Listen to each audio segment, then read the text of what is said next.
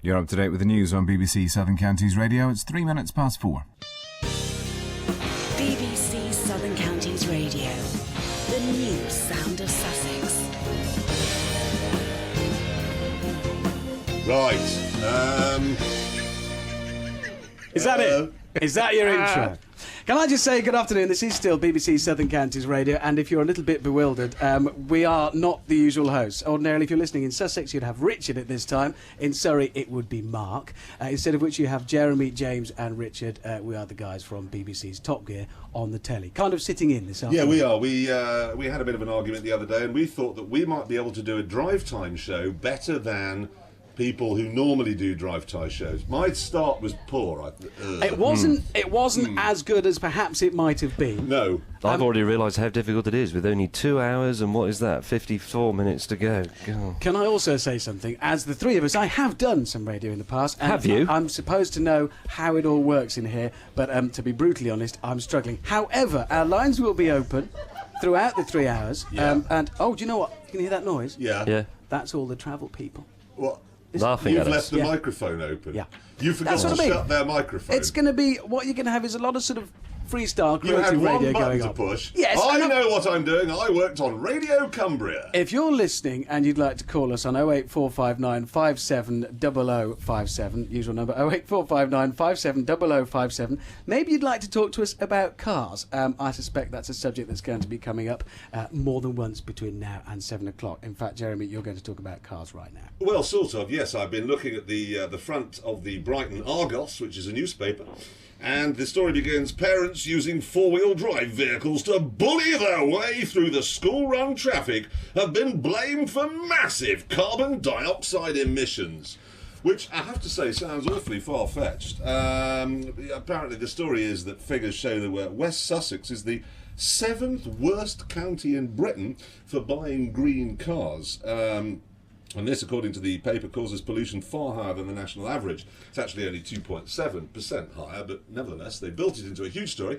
And I think we've been joined on the line now by Lewis MP Norman Baker, who inevitably is a Liberal Democrat. Is he with us? Richard, do you have to play Yes, something up? Norman is with us now. Hello, Norman. Hello. How are you? I'm very well, thank you very much. Good, I'm Jeremy. Now, this all sounds terrible. What's the problem with four-wheel drive cars? Well, I guess it's a problem with vehicles which are unsuited for the terrain in which they're operating. And Jeremy, you'll know that better than most. After all, you're on record as saying, I do have to say that drivers of these things in cities must be clinically insane. Couldn't agree more. They are absolutely clinically insane. But I'm assuming that people who have four-wheel drive cars in cities don't only exist in cities in them, and that they do occasionally drive them into the countryside. Well, and no one's objecting, at least I'm not objecting, to people using four-wheel drives for the purpose of which they're designed, which is off-road and in country conditions. But 62% of 4x4 drivers never ever leave the road. Most of them seem to use their 4x4 as a kind of status symbol to get around towns. Perhaps because they feel it's safer for them, perhaps because they think it's a status symbol, but either way, the only time they go off-road is when they mount the pavement. Yeah, well, you say that, but there's another story I was reading in the paper today about councils trying to get people to shop people who are driving their 4x4s through on highways and byways out in the countryside. So these poor people can't win. Now let's move on to the environment, if I may. Just on what's the problem with the carbon dioxide emissions for them? Well, that's the Argus story you're quoting. But in general terms, it seems to me that if a vehicle, the cleaner a vehicle is, the less you should have to pay to drive it, and correspondingly, if it's a very polluting vehicle, you pay more. But do you know what percentage of carbon dioxide produced by the Earth is produced by man? I'm not off the top of my head, no. Are you going to tell me? 3%, yeah, 3%. So 97% comes from nature, 3% by man. So when you read stuff like, massive carbon dioxide, and Liberal Democrats are forever telling us that there's huge man-made impact on the environment, it's actually a very small amount, really. Well, I hope you're not disputing what the world scientists in unison say about climate change. Some of them. No, climate change is happening. No, I think everybody's agreed on that. Yeah. It's what's causing it. Well, absolutely, but carbon emissions have doubled since the Industrial Revolution. No, they haven't. No, they haven't. No, they haven't. All right. Man's contribution has doubled. It's gone up to 3%. The amount of carbon dioxide in the atmosphere has doubled since 1760. So, and that's got to be down to what we're doing as a human race, isn't it? Yeah, well, undoubtedly, we're all to blame, and I must go and commit suicide straight away. Richard don't Hammond's do telling me that, to no. stop talking to you now. Norman Baker, thank you very much indeed for coming on the show. Thank you very much, Norman. Yeah, Jeremy, it's quite a nice world we've entered here, What? and we might try and keep I it just that. offered to commit suicide. If you're How nice listening, is that? wherever you're listening across the 2.5 counties, 08459 5700. Is it 3.5 West or Sussex, 2.5? East Sussex, North East Hampshire, and Surrey. I'm dreadfully sorry if I missed you out. Give us a call, 08459 570057. Maybe you'd like to have your say on anything that Jeremy just said. I suspect you might. I hope it's not too boring and serious, though. Meanwhile, James has been elected to be in charge of the music. What have you Yes, got? well, Something upbeat? welcome pop pickers, listeners, etc. It was quite confusing because I was hoping we'd have Wang Chung dancehall days, but I think we've got Thin Lizzy, the boys are bar, according to this. Yes. Okay. The boys are back in town. This time I'm going to play the whole thing. I used it as kind of an intro. You pressed the wrong button because you're a blithering idiot. I'm slightly The messed trick it is up. to talk over the intro until they start talking, which is now. No, it's not. You've got it wrong. You're a It rank is amateur. now. No, it's not, Jeremy. This is Here it Jeremy comes. Clarkson overreaching himself. Nope, you're listening to BBC Southern Counties Radio. Richard, Jeremy and James with you till 7. Guess who just got back today? Before the second time again. Thin Lizzy there with the boys are back in town, and it's now 4:16 time for the news headlines read by James May. Hello, yes, this is James May on BBC Southern Counties Radio. The Home Secretary Charles Clarke says he won't resign over his department's failure to check whether 1,000 foreign criminals should have been deported on release from prison. Well, obviously they should. Fool. Downing Street has given its support to the Deputy Prime Minister John Prescott after revelations that he'd had an affair with a secretary. So it's obviously okay. You have the Labour Party's blessing to go and have one yourself. The former Labour leader, Lord Kinnock, has been banned from driving for 6 months for speeding. The summary. Now, this is the weather summary. Warm with sunny spells today, local mist patches overnight, and Peter in Tadworth is rung to say it's great to hear you on the air, and he wants to know when you're going to road test the new Jaguar XK. We're going to do that. We are. We are. I've already done it, actually. We'll be showing that in a couple of weeks. Now, Can I time... just say, thank you, James May. The one thing we were told not to mess about with the news there, and I think successfully I you read did the that. news. You did that, well done. And Jeremy's going to do the travel, so I'm... BBC Southern Counties Radio Travel. It's not actually travel as such. What I've got, though, is a revolution in the way that traffic news is brought to you. Because instead of telling you where the traffic jams are, I am going to give you the registration number of the car that has caused them. What I've done here is I've fixed up a link between the Highways Agency's headquarters in Godstone in Surrey, so I can see all the traffic cameras from all the motorways in the region. Now, what's happening is we've got an outside broadcast truck at Godstone. It's firing its signal up to a satellite 22,000 miles in space, back down to White City in London. They're firing down to a switching station in Tunbridge Wells, and here we are in the studio looking, and if I can swing the camera around now, we can get it off the main pictures. I can even zoom in. I know, look. There's Alison. Hello, Alison. Hello, Alison. Hi, Jeremy. Hi there. James. Hi, Richard. So you can now Hello. zoom in on that picture there. I'm sorry if you're obviously listening to this on the radio, but you'll be able to see this on TV eventually.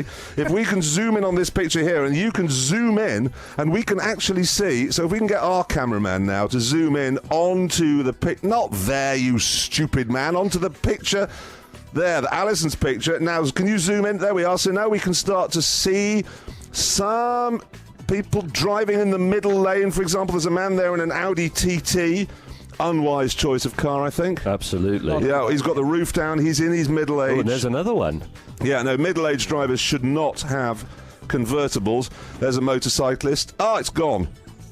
I just touched the screen and the motorcyclist appeared to fall over. Can we just zoom out there? This is marvellous news. If we could see where I'm actually looking there, that would be very helpful. This is a great help to the drivers of the Southern Counties. No, but the next time we do a traffic bulletin, I'm going to be able to actually see the traffic jam. We can see who's caused the accident. I can give you the injuries they've suffered. I can give you damage to the car, their registration plate, and everything. So what you've done, genius that you are, Jeremy, is bring pictures to a radio station. Well done. And Alison, you'll be there, won't you? So presumably when Jeremy doesn't know where it is, you'll be able to tell us, will you? I will indeed, yes. Marvellous. Thank you very much indeed. Is there anything we do need to know right now, or is it fairly quiet anyway? A couple of incidents on minor routes. Do you want me to tell you about those? You may as well while you're here. Why not? Couple in Sussex. In Battle, we've got the A271 partially blocked by an accident. That's North Trade Road, and it's just around the High Street and West End. And also in Ashburnham Place in East Sussex, we've got the A271 also blocked there by another accident just between Freckley Hollow and the A269. Thank you very much indeed. We'll talk to you in about 15 minutes. Stay ahead of the traffic with BBC Southern Counties Radio. If you have just joined us, sorry, it's 4:20. You are still listening to BBC Southern Counties Radio. We've got Richard, James and Jeremy, we are the guys from Top Gear, sitting in for Richard or Mark that you'd ordinarily be listening to right now. And I feel it's gone well so far, guys. I feel it's been a huge I don't success. think it has. We're 3 minutes over already. Well, let's hide behind late. this just for a Facing minute. the morning together. He's live at the scene now. Good morning, Neil. Can you just describe what's going on at the moment? People living Sussex in Sussex East now to get a message about saving water. There's going to be cloud and rain spreading from the north, right? Neil Pringle and Joe Rickards. Tracy Bowers and her family come to Bognor You pushed the Regis wrong button Resort again, haven't four you? times a year. 15 years in local Can't you radio, get enough doing of the it, odd and Tracy? drop broadcasting. Ladies and gentlemen, I apologise. What I'm watching here is Richard Hammond sliding things about and pushing buttons with gay abandon and making a complete horricks of it. No, I was just chesting that the record was there for later on. And I was supposed to play something else there, but it's gone. It's very confusing, these computers. But it's also bad news because it's the sport next, and we're not going to be able to do that, are we? Let's face it. No. John is on the line from Storrington. Hello, John. Nick from Horsham. Hello, Mick. Where's my callers gone? Don't let me down now. I'm told I've got callers here. Hello, where are you? We've got John and Nick. John and Mick. That's fantastic. I'm enjoying Thank this you so immensely. much. We've got a man coming in to hit something with a big spanner. Would you sort that out for me, please? That one there. Hello, John. In 4 before. Hello there. Hi, John. It's Jeremy here. Hello, Jeremy. The professional. What are you calling about? Well, our MP from Lewis always infuriates me every time he opens his mouth, I'm afraid. Why's that?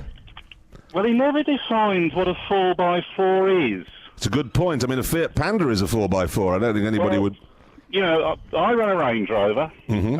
Proud to. It gets used off-road, towing caravans, horse boxes and whatever. I run it on gas, so it's good for the environment and my pocket. But my wife has got a V70R all-wheel drive. So, what does that mean? My wife's cascaded for driving a four-wheel drive estate car, or I'm for driving a Range Rover? Yeah, I'm afraid you both, according to the local MP, you both got to commit suicide. There's nothing wrong. I mean, what you're doing is you're supporting local industry there, aren't you? You've got a Range Rover. Well, not local, but it's British at least.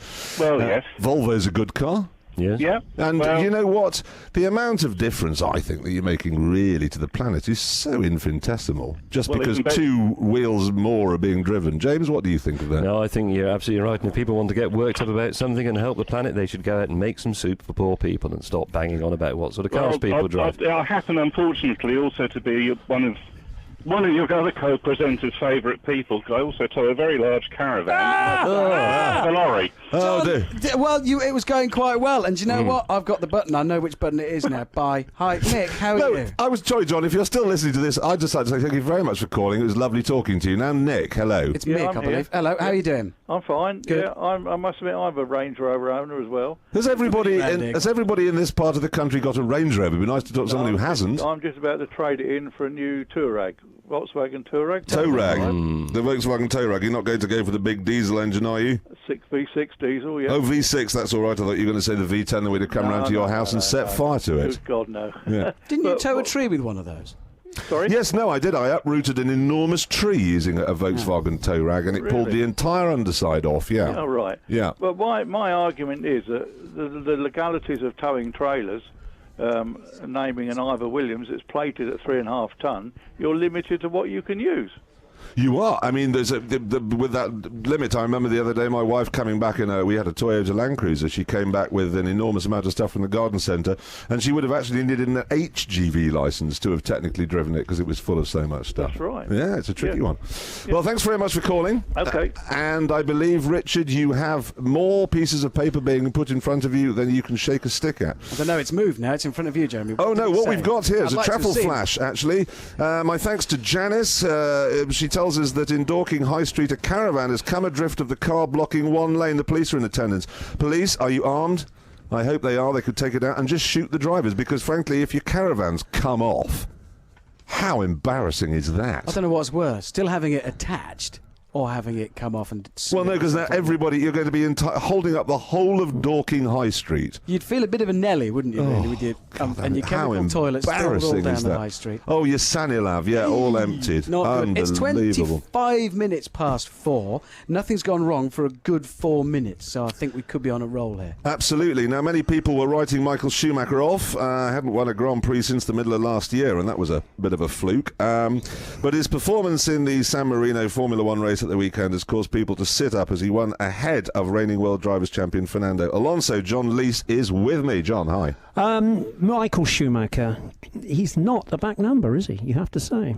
I think he's the greatest racing driver that ever lived, personally. He just needs the machine, isn't that right? And Ferrari perhaps have got it right at last. What Michael Schumacher, I think, does incredibly well is perform in adversity. I was once told by the man who talks to him on the radio, Ross Brawn, that most drivers, when you talk to them, are going concentrating so hard on just driving the car. You talk to Michael Schumacher, he's going, now listen, could you get the jet ready at 5, and I'm going to need those beige trousers ironing. He's just thinking about his evening and going home.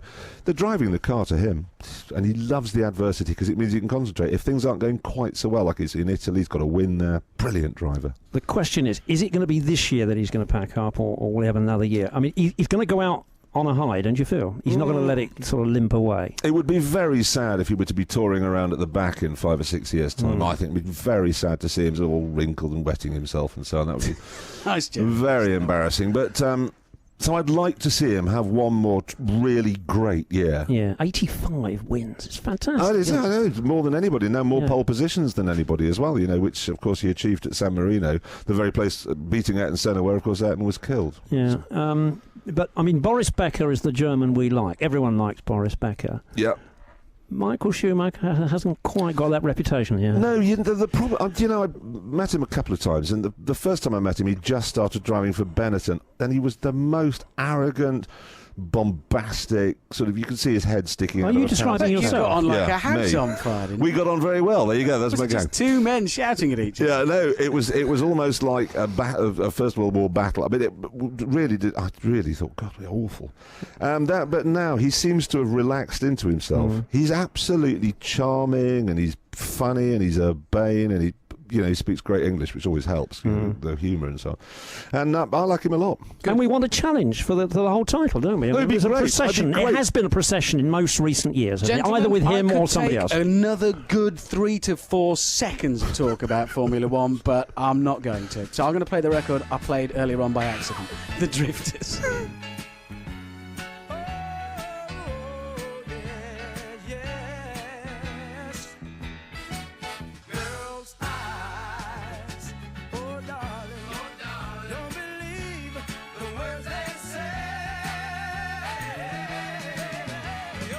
As a Drifters, More Than a Woman, and it's gone down really well. It's not More Than a Woman, it's More Than a Number in my little red book. It's one of the top 10 worst songs ever written. You really didn't enjoy it, did you? No, can I just say... Can I just say...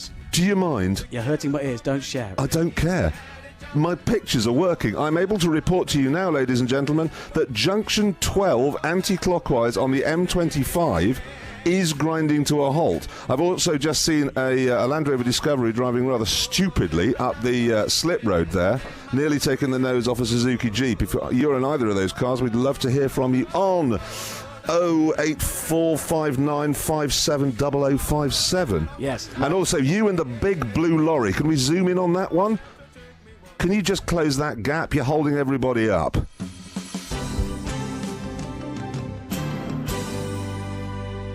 The latest headlines at BBC Southern Counties Radio. The Home Secretary Charles Clarke has refused to resign over his department's failure to check whether 1,000 foreign criminals should have been deported on release from prison.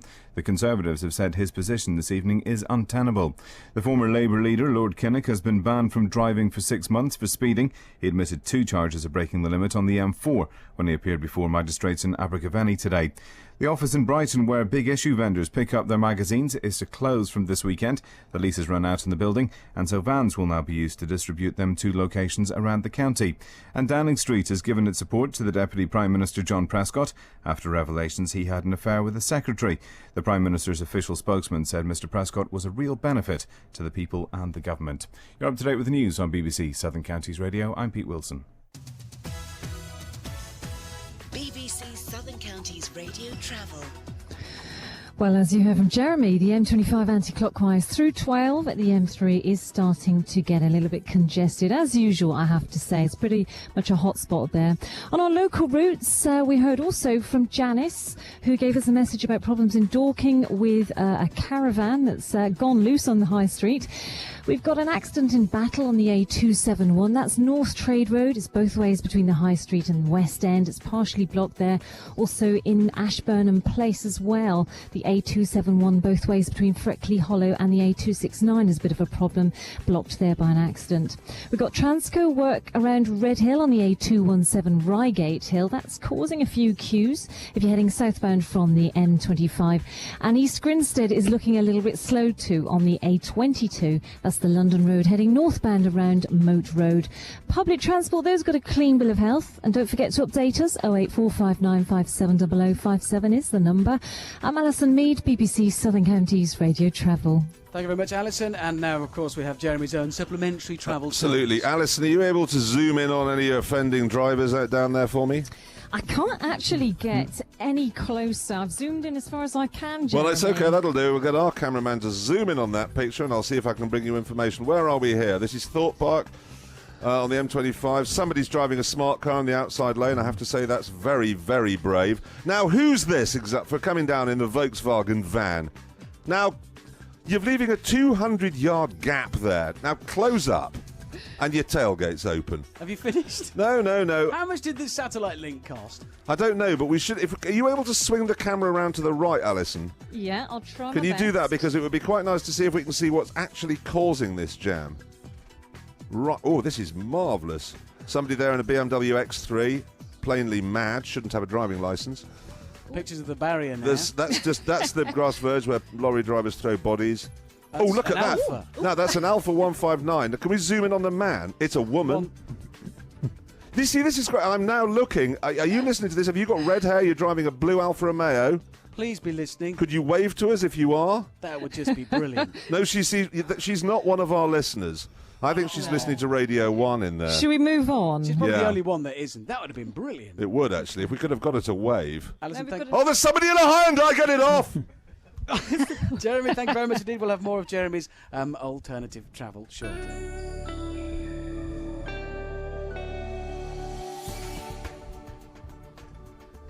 Yeah, it's supposed to be weather happening right now, but it's not going to. I think. I'll tell you what the weather is. For so long, the weather's gone. The weather's fine. The weather, it's a beautiful sunny afternoon, light cloud, going dark about 8 o'clock. Really?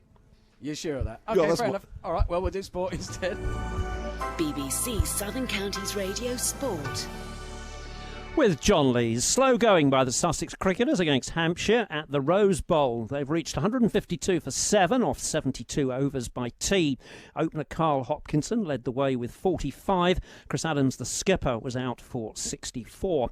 Surrey have been a little more enterprising in their second division match against Leicestershire at Grace Road. At tea, they were 207 for 2 off 73 overs. Mark Ramprakash, last year's captain, is 88 not out. With him, this year's captain, Mark Butcher, on 43. John Batty was out for 54.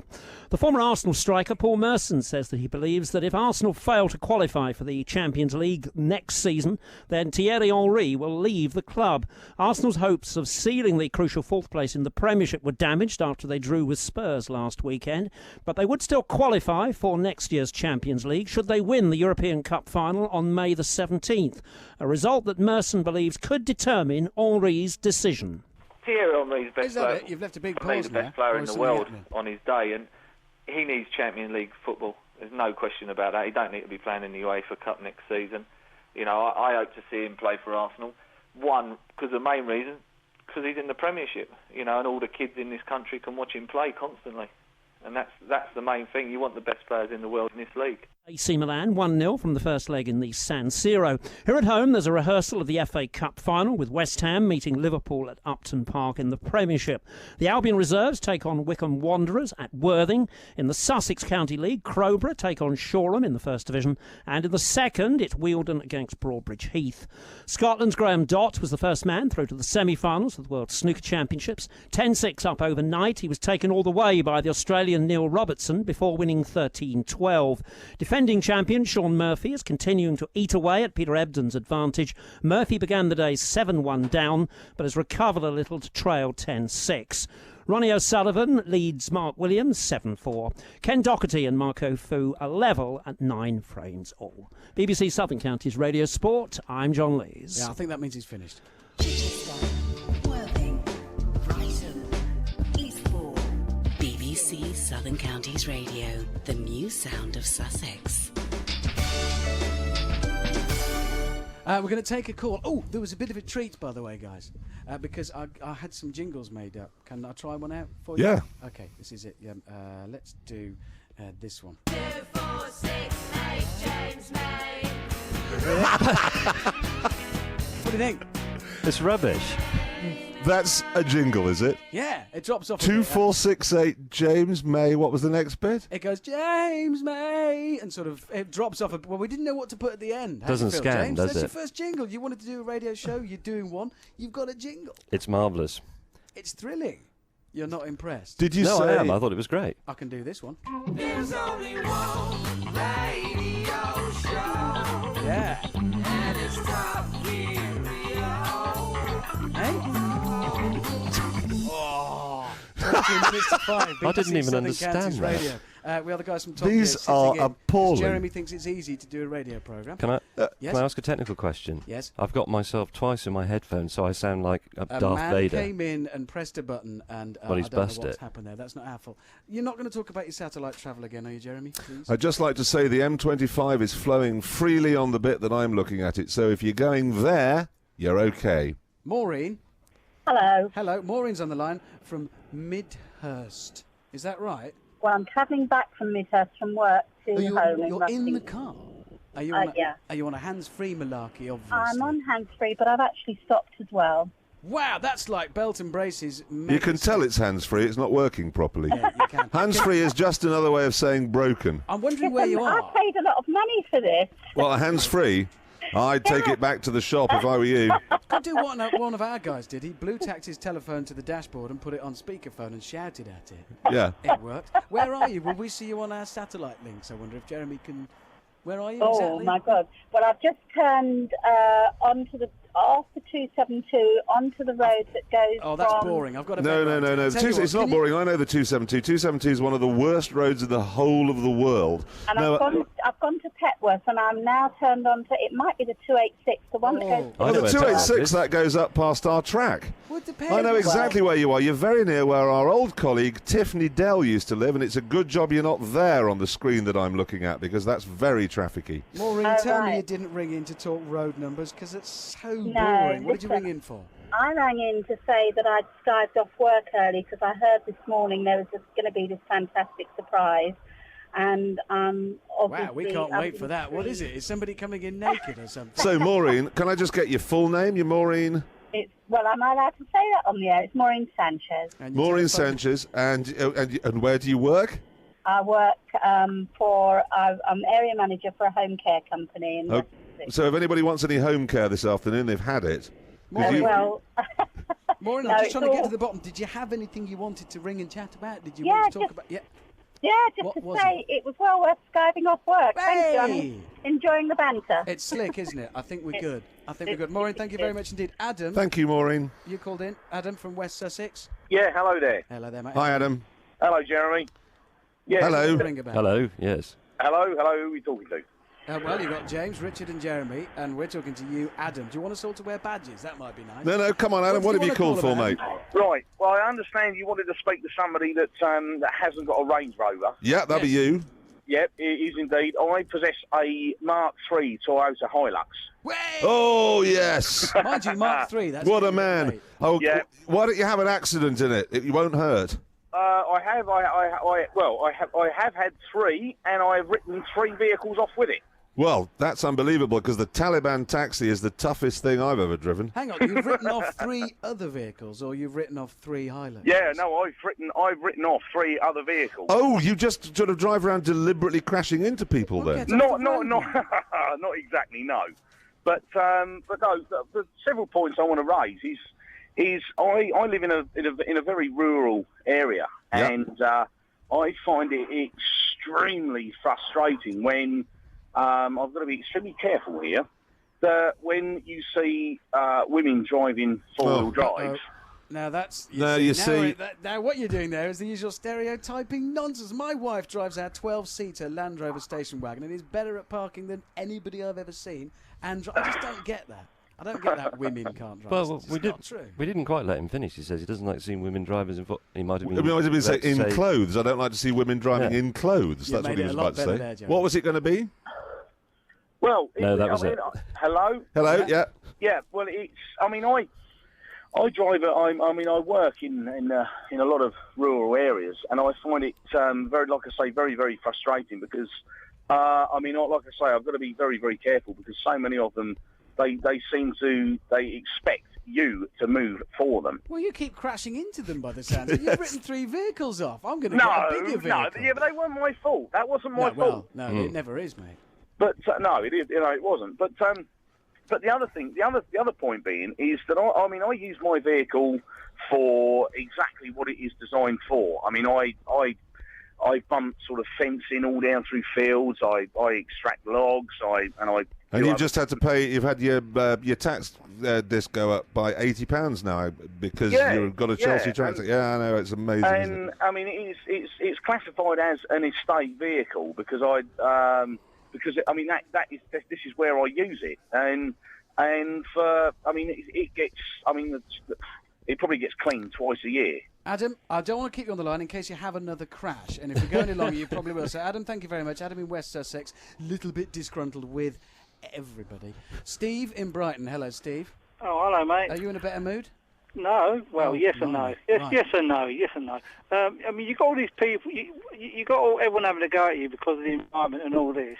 Now, I've used public transport all my life. I've never had a car. I've never actually to afford a car. I can honestly say I hate it. I would get You hated public transport? Oh boy, do I! I would get a car tomorrow if I could. If you get a bus, you're full up with yobbos who abuse you. Yeah. If you get a train, they're never on time. They're always overcrowded. And they're full of yobbos and drunks. Yeah, a man stuck using public transport and not desperately pleased with it. Steve, thank you very much indeed for calling in. You're welcome to do the same. 08459 570057. It's 16 minutes to 5. We should be doing the headlines soon, but we can just squeeze. Yeah, we just got one here as a text in from Sophie in Guildford. She says programs like Top Gear effectively promote fast cars, which are responsible for so many deaths and accidents. Bring back Richard and Mark. Who? Never heard the of them. ones. They're usually on this programme. Oh, Richard Oh, I and Mark. see. They're on. Well, I'm sure we aren't as good. I do apologise, Sophie in Guildford. Richard does Sussex, Mark does Surrey. Oh, we I see. don't encourage it because we have a racetrack. We don't do our fast driving on the road. Well, we do a bit of fast driving on the road. Yeah, but like within speed. Not very fast. Oh yeah, no, we only ever go in the speed limit. Let's have some music, James. You're in charge. You can Yes. I've got a selection. No, don't tell me. As promised earlier, it is Wang Chung and Dance Hall Days. Oh, you sprung that on me, rather. Do you want to do that again, James? As promised earlier, it's Wang Chung and Dance Hall Days. Maybe just once more for me, mate. Just play something else. Oh, all right. Oh, it's right. Yeah. He's no idea. Yeah, you see. I'd just like to apologise. We'll keep trying.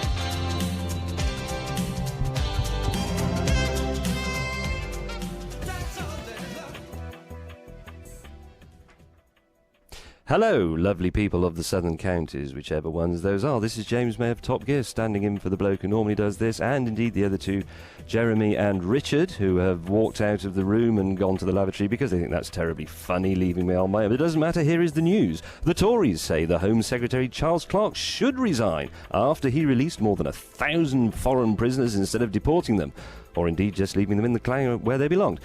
Big issue sellers in Brighton will get their magazines delivered to them from this weekend because the office in the centre of the city is to close down. I don't know why they're having them delivered. I thought they were supposed to sell them. Anyway, Downing Street is backing the Deputy Prime Minister John Prescott after it was revealed that he had an affair with one of his secretaries. Not the Home Secretary, Charles Clarke, who's the bloke who's supposed to be in the clanger, his personal secretary, I believe.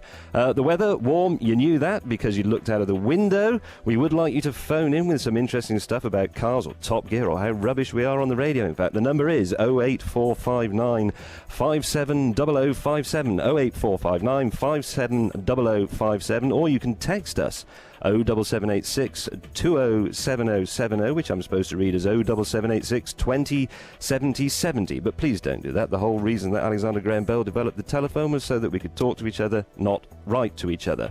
Right, let's have a look at what's next on this running order. It's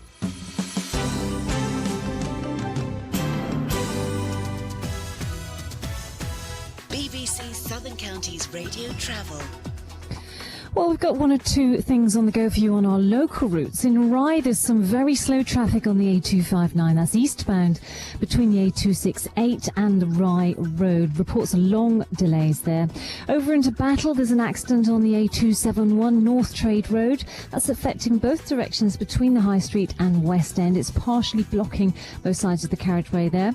The accident in Ashburnham Place has cleared, but we've also got some slow traffic now in and around East Grinstead on the A22 London Road northbound around Moat Road. Also along Brooklands Way at Railway Approach is looking rather slow.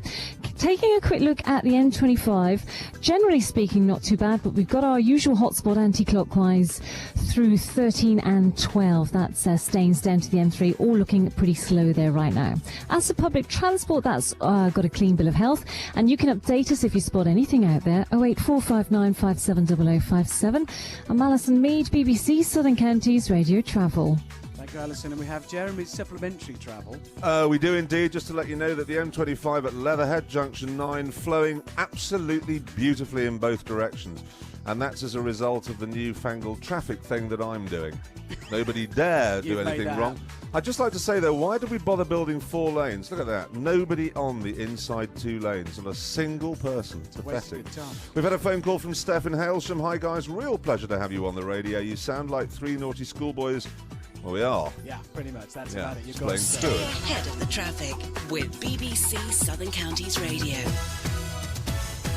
Oh, look at that. It's 8 minutes to 5. I was a bit disappointed there, James. I wanted you to cry. Don't be ridiculous. It's just reading off a bit of paper. We've got Helen on the line. Hello, Helen. Hello, Richard. Hello. I don't know where you're calling from. I'm calling from sunny Heathfield. Where? Heathfield? Heathfield, There's a school there. Is there? There is a school there, yes. Right. There's a school in most places. That's not there is, you're There's right. a famous school at Heathfield. Anyway, do Heathfield go on. School? Yeah. Well, this is really important because my best mate, Pansy Potter as we call her, is 40 today. Oh, happy birthday. Pansy. And she's been bought a brand new car. Good, unless it was a Toyota Prius. In which case No, bad. she has been upgraded from a very tatty Suzuki Swift, which she successfully managed to wreck in the period of 6 years. And she's been bought an Astra, a brand new black Astra, and she's really excited. Yeah, they're And not a bad... We were just saying on the way down here today, because we were quite bored with one another's company, that the Vauxhall Astra is really not a bad-looking car. More interesting than that, is that bird song in the background? It is. I'm outside, yes. It's very nice. Absolutely beautiful. Now, here we go. I'm sorry to interrupt. I'm sorry to interrupt, but we have actually... Can we zoom in on this camera here? M25, Beggars Lane... 7A, we've got some kind of an incident. I'm not going to use the word incident. We've got a crash. Let's be honest. We've got a crash. It looks like a big one. That is a crash. It's going to be held up there, so now you've been warned. That is very nice, Tweety Birdsong, Helen. Thank you very much, and happy birthday to Polly. Yeah, can you just tell her that she has got to clean her car? This is the point. Clean she has your car, wrecked the other one. She's got to look after it, wash it every Sunday, and look after it. No. She must not do that. No, she must. No, you must not. Sorry, James and No, I you must. fundamentally disagree on that. A car is just designed to be used to move your ways. Never waste your time cleaning it. Have a man Well, clean my it for husband you. gets out of the washing up every Sunday because he has to clean his car. I've always said that I want to be rich enough in life at the end of a meal to just take the four corners of the tablecloth with everything on it and put it all in the bin. I'd just love to be able to do There's that. pleasure in cleaning cars. I love cleaning my car. Except for Well, the jet that's wash. my hubby. He likes cleaning the car. He does clean mine as well, so that's okay. James, Well, you've got a theory on that. Well, I've got a question actually for the listeners, which is if you use jet wash, should on each cycle go off at the end of the cycle or in the middle? I think it should go off in the middle because then you know whether to speed up or slow down. See, I have no idea what you're talking about. I know you haven't. Do you sit up thinking about that a lot? Yeah, well, I think it is important. They all go off at the end, but if the bonger goes off at the end of the foamy brush cycle and you've only done the bonnet, you've had it. Can I just say M25 Beggars Lane, I think it's junction 7A by the looks of things. They've put one of those matrix signs up flashing a speed limit of, I think it's 30 or 50 miles an hour, Fog. just after the scene of the accident, which indicates some people of very low IQ are running that accident scene there. Nice. Do you run an accident scene? Well, somebody's running it, aren't they? Because they're just basically... every single police car in southern Britain has driven down there at high speed, parked on the hard shoulder, with flashing warning lights on. It's a good time to speed in the rest of the southern counties. Yes, isn't we it? can actually reveal that there are 4 police cars in attendance there, which means that there won't be any for hundreds and hundreds of miles. Can I invite Fern from Farnham to join in briefly with this conversation? Hello, Fern. Hey, yeah, how are you doing? Wait, we're all right. How are you? Very good, thank you. What are you phoning in about? Basically, I'm really keen to become a TV presenter at some point. I'm still at school, but, that's not the point. And I love Top Gear, and I was wondering how you got into it. Well, believe it or not, Richard Hammond started out as a local radio You DJ. wouldn't think it. You started out as a local... I'm a local journalist. television reporter, local newspaper reporter, and James started out, his... Well, I rang them up, essentially. Right, okay, that sounds good. Is that useful for you if we set your career on the right path? I think we provided definitely. a service there. That's good. Yeah. And then one day it could come full circle and you could end up in a radio station doing a radio show on the telly. It all gets a bit confusing. 08459 570057 is the number, as always, to call us on BBC Southern Counties Radio. We'd love to hear from you. Yes, Jeremy, we have to start a record very soon. Yeah, no, I'll do it. I just have the locations today for the mobile speed cameras. I've taken the trouble to get those. These are where they put the mobile, the civil servants that sit in vans. Angmering, A27, Hammerpot, Worthing, the Boulevard, Littlehampton Road and Marine Parade. Patching, A280, Eastbourne, Lottridge Drove, Hastings the Ridge, Willingdon, A2270, Eastbourne Road, Battle, A271, North Trade Road, Hurst Monceau, that's in France, stupid civil servants.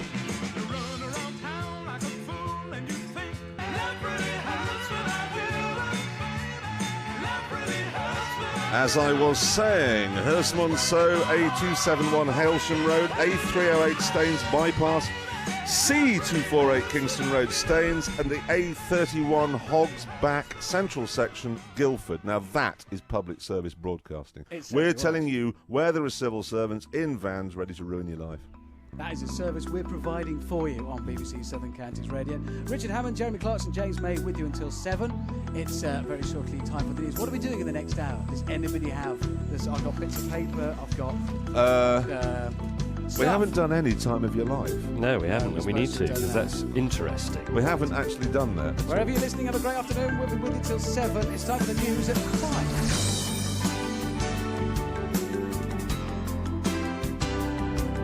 It's 5. It's not 5 o'clock yet. It will be 5 by the time we do the news. It won't. Only if you continue to play this noise. This is like on a news AM, noise. on FM, on digital, and across the world online. This is BBC Southern Counties Radio.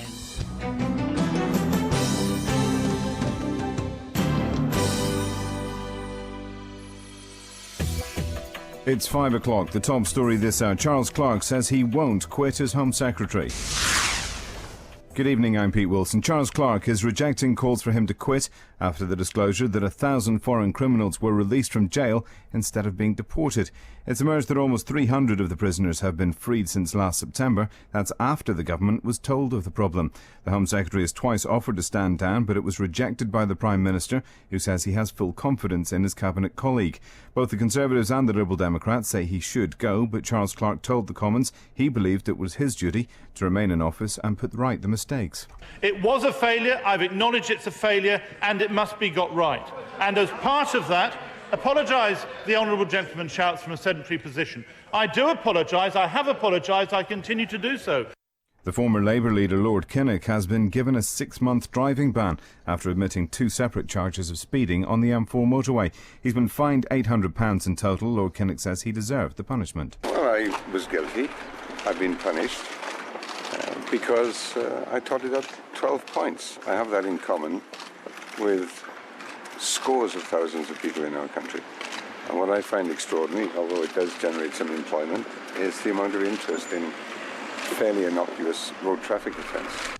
The Health Secretary, Patricia Hewitt, has been heckled and jeered whilst delivering a speech to the Royal College of Nursing's annual conference in Bournemouth. She told delegates they had to be realistic about the challenges facing the NHS. Mrs Hewitt was also booed this week at the Unison conference on the same subject. One of 3 men wanted by police in connection with the murder of a black teenager at Sheerness in Kent has handed himself in. Police are treating the death of Christopher Annalane, who was stabbed to death on Sheerness High Street, as racially motivated. A 29-year-old white man was also stabbed. He remains in hospital. A group of elderly people who may be moved from their sheltered housing in Polegate say they're determined to stay. The residents of Tower Mill Place may be moved elsewhere permanently because the condition of the building isn't up to standard. Wealdon District Council will meet to discuss the plans in 2 weeks' time, but these residents fear they will lose their community spirit if they move. I've been in my flat 22 years, and directly I came in here, I knew I was going to be happy, and that's how it's gone on. We're all just a community. We actually keep our independence, helping each other. We just don't want to go. We're all very happy. They do bowls and bingo and all that sort of thing. We're going to miss all this. The Big Issue office in Brighton is going mobile next week. The office, which is a pick-up point for vendors in East Sussex to collect their magazines, is shutting as the lease is up. Instead, the company plans to use vans to deliver magazines to different towns around Sussex. West Sussex isn't green enough, according to a new report. It's the 7th worst county in Britain for buying green cars, and it causes higher emissions than the national average. The MP for Lewis, Norman Baker, told Jeremy Clarkson on BBC Southern Counties Radio 4x4s in the city are unnecessary. I'm not objecting to people using 4-wheel drives for the purpose of which they're designed, which is off-road and in country conditions. Most of them seem to use 4x4 as a kind of status symbol to get around towns. The only time they go off-road is when they mount the pavement. And the Department of Health is considering exempting actors from the smoking ban, but only during their performances. An exemption could apply in theatres and during film and TV recordings. This concern historical characters such as Winston Churchill would be rather difficult to portray if actors are not allowed to smoke on stage. You're up to date with the news on BBC Southern Counties Radio. It's 4 minutes past 5. Hey, Jeremy, you made the news. Did you hear that? Yeah. He mentioned you in the... Yeah, no, I was mentioned. I've never been mentioned in news before, ever. We got weather. No, we got travel because... BBC Southern Counties Radio Travel. Now, if you've just joined us, you may not be aware, Richard Hammond, Jeremy Clarkson, James May from Top Gear, sort of trying to get through doing a radio programme this afternoon. And Jeremy has got an incredible system of satellite uplinks whereby he can actually see the travel as it happens and let us know exactly what is going on around the roads around your county. So, Jeremy, what have you got? The feed's broken. You've got nothing, have you? for peace. No, the feed has gone on to some men in a room. It's quite a complicated feed. It actually goes from the Highways Agency's centre, and then it goes to London, then via the satellite, then Tunbridge Wells, and then here. And somewhere along, it's broken. Alison, have you got any travel? Oh, come to the professional, okay? Yes, please. Right. Get me out of a hole here. We've got a couple of pockets of slow traffic on the M25. They're both anti-clockwise. The first one is 13 down to 12. That's Staines down to the M3. Then we've got an accident, I'm afraid, a multi-vehicle accident just after Clackett Lane services. Now, that's halfway between 6 and 5, between Godstone and Sevenoaks. It's all on the hard shoulder, but there are quite a few emergency service vehicles there. And so everything, obviously, is all slowing down. Everyone wants to have a little look. Yeah, Alison, yeah. Are you able to see who is responsible for that? Can you make out a make of car or registration plate? I can't actually get close enough, I'm afraid, but there is a lorry. There's a big involved. white lorry. I saw that before I lost the feed. What I'm trying to do is get names and addresses of the people who are responsible for holding everyone up. It isn't the rubberneckers. As Jack D once said, if you've been held up in a traffic jam, you're entitled to have a gorp at the bloke in the neck brace. You are. I may have to wash my hands of this. It's remarkable. I don't blame the rubberneckers. It's the idiots that have crashed into each other. Okay, well, these queues, because of these idiots then, are all the way back... You got it. Yeah, you're getting the hang of it now. Idiots is the word we use. You're rubbing off on me. Yeah. You're making me bad. Yeah. Okay, the queues are back to Godstone right now.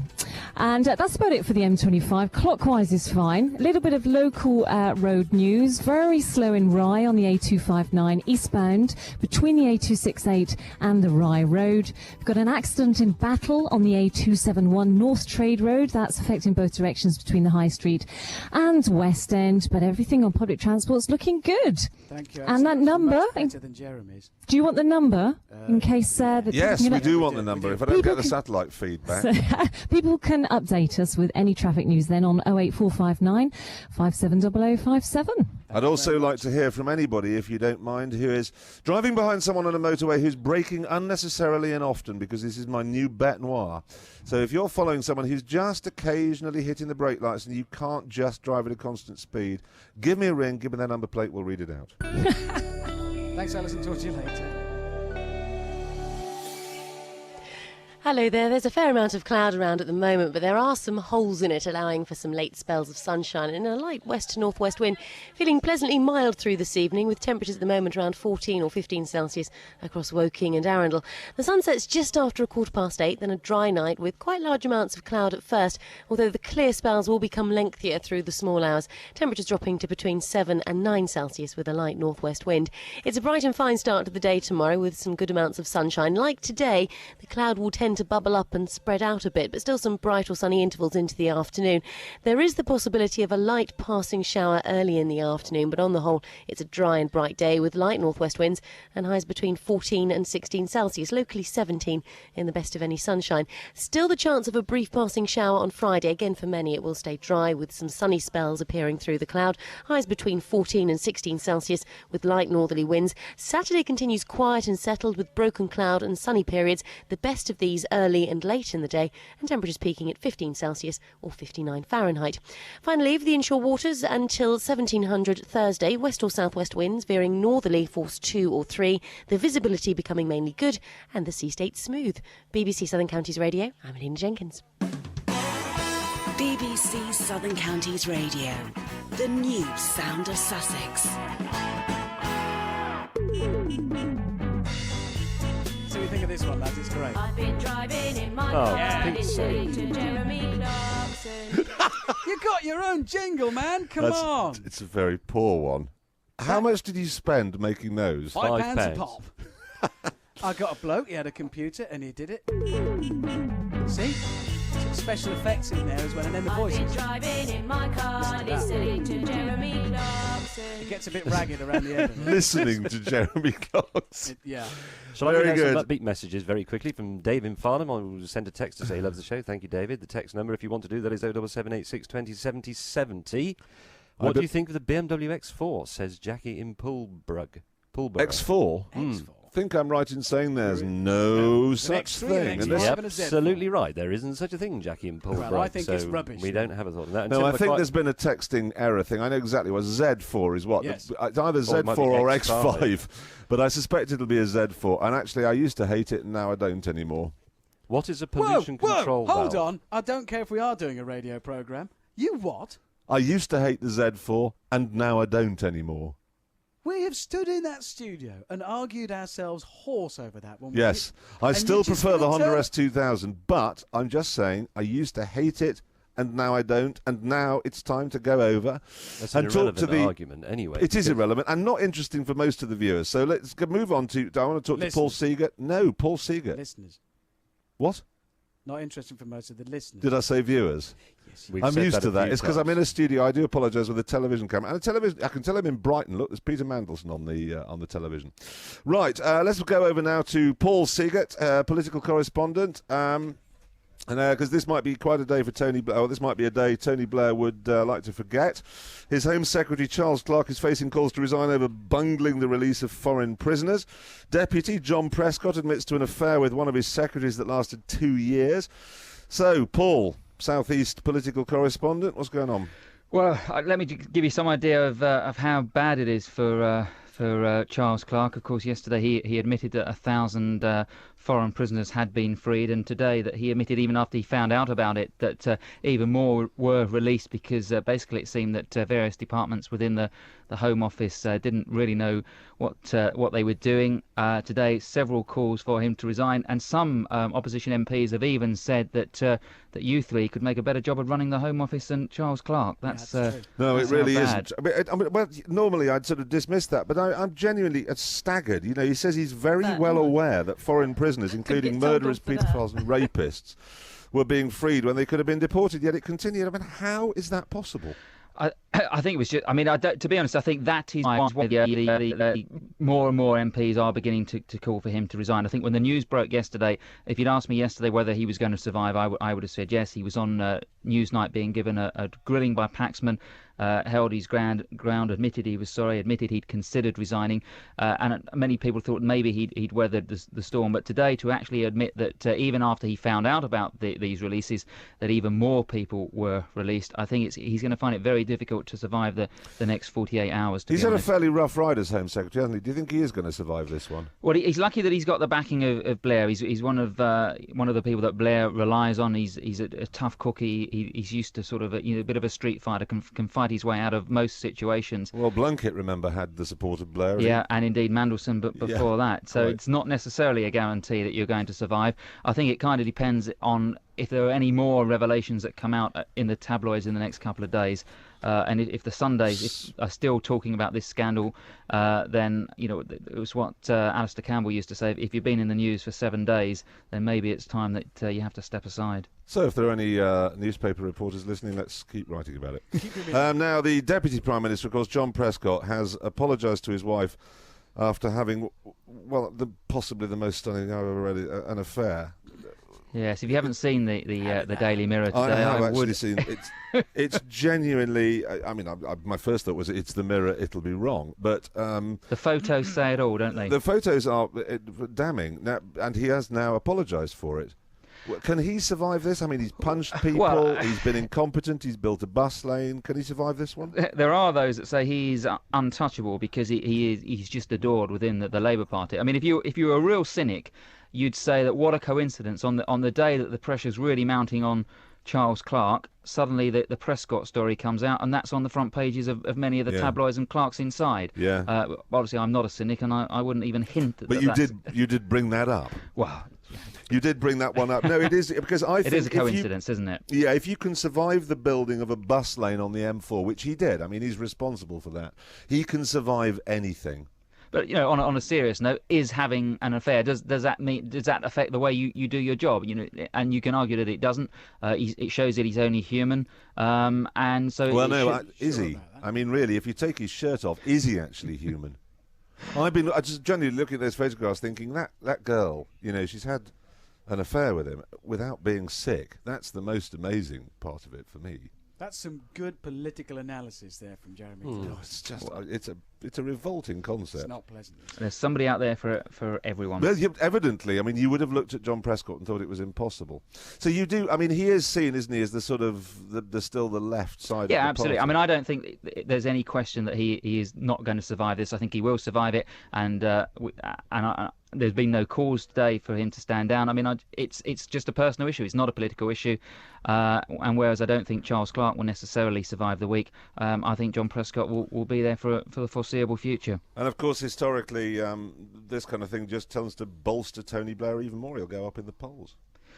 Tony Blair or John Prescott himself? I mean, no, Tony Blair. He seems to do very well out of these crises always. Yeah, he does. But the timing isn't good for him with local elections taking place in just over a week next Thursday, May the 4th, and it's not the kind of publicity that you want. People do tend to issues like this do tend to affect the way people vote locally, even though of course it's national politics. So even if Tony Blair comes out of it in the long run more popular, I do think that he will be majorly concerned about the impact that it could have on polling day next Thursday. Certainly. Well, thanks very much for joining us, Paul. Talk to you soon. Thank you very much indeed, Paul. That was quite grown up then, Jeremy.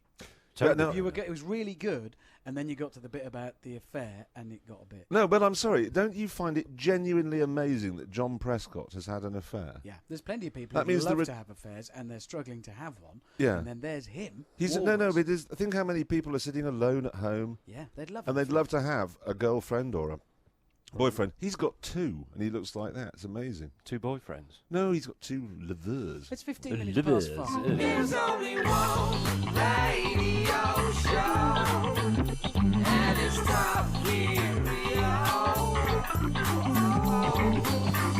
Yeah, you see, quality workmanship. That's that. rubbish. Handcrafted for us, they were. Joe, hello. Hello there. Hello, how are you? You're calling from Guildford. That's right. Well done for that.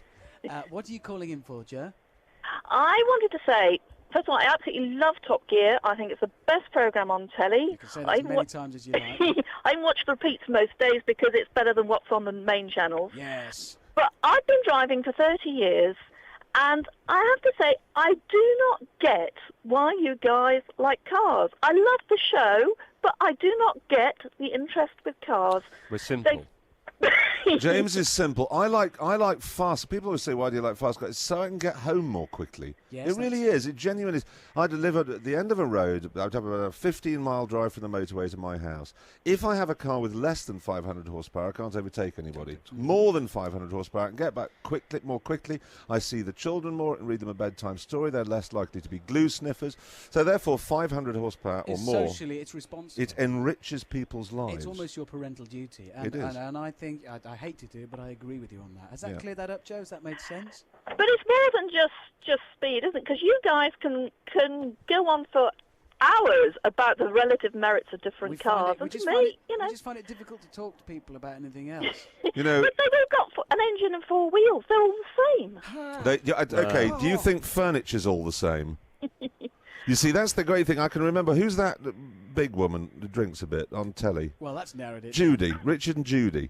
She, she once said to me, all cars are exactly the same. And you just think, okay, well, you can go home tonight in a Lada of some sort, or a Robin, or you can go in a Rolls Royce. Which one are you going to choose? You know, that kind of... I know what you mean. I've had my mother for 44 years has always said, oh, you know, it's all cars are exactly the same. But I really want a Honda Civic. Yeah, it's got to be that one that's the same as all the others. Joe, thank you very much indeed for calling in. I feel we've answered your question for you there. It's 17 minutes past 5. Jeremy's straining at... Yes, you'll get... My feed's back! My satellite is back, and I'm able to reveal that the M25 is a nightmare. Well, we'll get detail... Can we do the headlines We knew first? that. Can we? Yes, go on. He's so keen. James May has the headlines. I do. It's getting boring already. The Home Secretary Charles Clarke is now rejecting calls for him to quit after admitting 1,000 foreign criminals were released from jail instead of being deported. The former Labour leader Lord Kinnock has been given a 6-month driving ban after admitting 2 separate charges of speeding on the M4 motorway. I think he was also fined £800 and apologised, so that's okay. And the Health Secretary, Patricia Hewitt, has been heckled and jeered while delivering a speech to the Royal College of Nursing's annual conference in Bournemouth after she told them the past 12 months was the best on record for the NHS. Was that today? I thought that was ages ago. No, that was a new one. I'm surprised you didn't have something amputated. The weather, it's still warm and there's still some variable cloud. I'd like to have a quick complaint, actually. Oh, sorry, if you want to phone in and talk to us about anything at all, 08459 570057. Yes. I'd like to complain about the music as well, because I know you made music my responsibility, and I tried to fill this system up with, you know, King Crimson and Steely Dan and lots of other things from Jeremy's record collection and mine. But now I look at this playlist and it's full of Robbie Williams and a lot of other soft stuff. I'll find you so some stuff. I've got some buttons I can press. Foreigner. I'm sorry, are you going to do to the travel? Jeremy, go. It's all completely hopeless. Thank you very much. That's the travel with Jeremy Clarkson. BBC Southern Counties Radio Travel. Yeah. No, really, it genuinely is. At the M25, I'm looking, I've got the feeds coming in from everywhere. I can see people in Astras. I can see there's some chap he's bought a Jaguar and he's had it finished in a kind of brown colour here. I'd hate to be stuck behind that. You're stuck behind an enormous, everywhere. This is the M25 Clackett Stone. There's a broken down van here. There's a man standing at the side of the road. If you're listening to us, why don't you pip at him and tell him that, you know, your car still works and his doesn't? Something helpful like that. I think it might be a police car. No, it's not a police car. It's a broken down van, and it's junction. Well, I've just got 5, 6, J6. Oh, between junction 6 and 5 on the M25. Can we get somebody to wave? See, the important thing. I want somebody to wave at us. I want somebody to just wave at us. Well, the people on King's coaches. Anyone on King's the big coaches beige there? one. This is between junction 5 and 6, or 6 and 5, going that way. Because the most important thing I really want to stress with this travel thing is it is my responsibility, I find, to get you all home more quickly into the bosom of your families. Sitting in your cars listening to this is a waste of time. A drive time show's responsibility is to make sure people listen to it for the smallest amount of time. That was quite a lecture. Impassioned, I know. That was impassioned. Come on, all of you! All you people going the other way. You in the Volt Mercedes, go quicker, faster. Put on some fast music, James. Well, this is where we got right. What have you got there, Hammond? Because quickly, the Renault BMW Z3. Hurry up! We're not due music yet. Well, all these Let's people have some need to be. anyway. We're not due music. I'll do this. Sussex, the new sound of Sussex. BBC Southern Counties Radio. Sussex. we are due a Laughing disc. on there. Hmm? Somebody goes, woo-hoo-hoo, Sussex. Did you hear that? I don't know. It's because it's got the word sex in it. Thank you, James. Mate, 22 minutes past 5. I know you want to do some music. What do you want? I'm not going to play it yet, but... Well, you say it says here 1717 disc. JM. That means music. I Right. wanted Steely Dan. It says Right. here that we've got Robbie Williams, which I don't want. So what else have you got there on your box of tricks? Oh, you're right. It is. I've got. What have I got? I've got MacArthur. It says. I've got If I Can't Have You, Yvonne Element. I've got That's not Drive. driving for cars. music. Somebody Oh. If somebody, it's got if you cars play on. Drive, Yeah, I'll you'd be kill you. cross. I'll kill you as well. This traffic jam now at Junction 5 is just horrific. You know, if you're at the back of it, just pull over the hard shoulder and have a picnic. Because honestly, have you got the oh no, look at that M25 at 39. Oxted, it's had it. Godstone, it's had it. Fostertown, it's had it. I'm screwing it up. It's not particularly helpful what you're telling them there, Jeff. No, I just thought, honestly, we can't get the cameras onto the cars that are actually causing the traffic jams. Can I play some music now? Yes. Is this accessible? No. Robbie Williams. That's not quite right. No, it's just Robbie Williams. He's just the staple guy. Can you find the jam in that system? We need the I'll jam. have a look. We're playing this for now. Robbie Williams, and let me entertain you.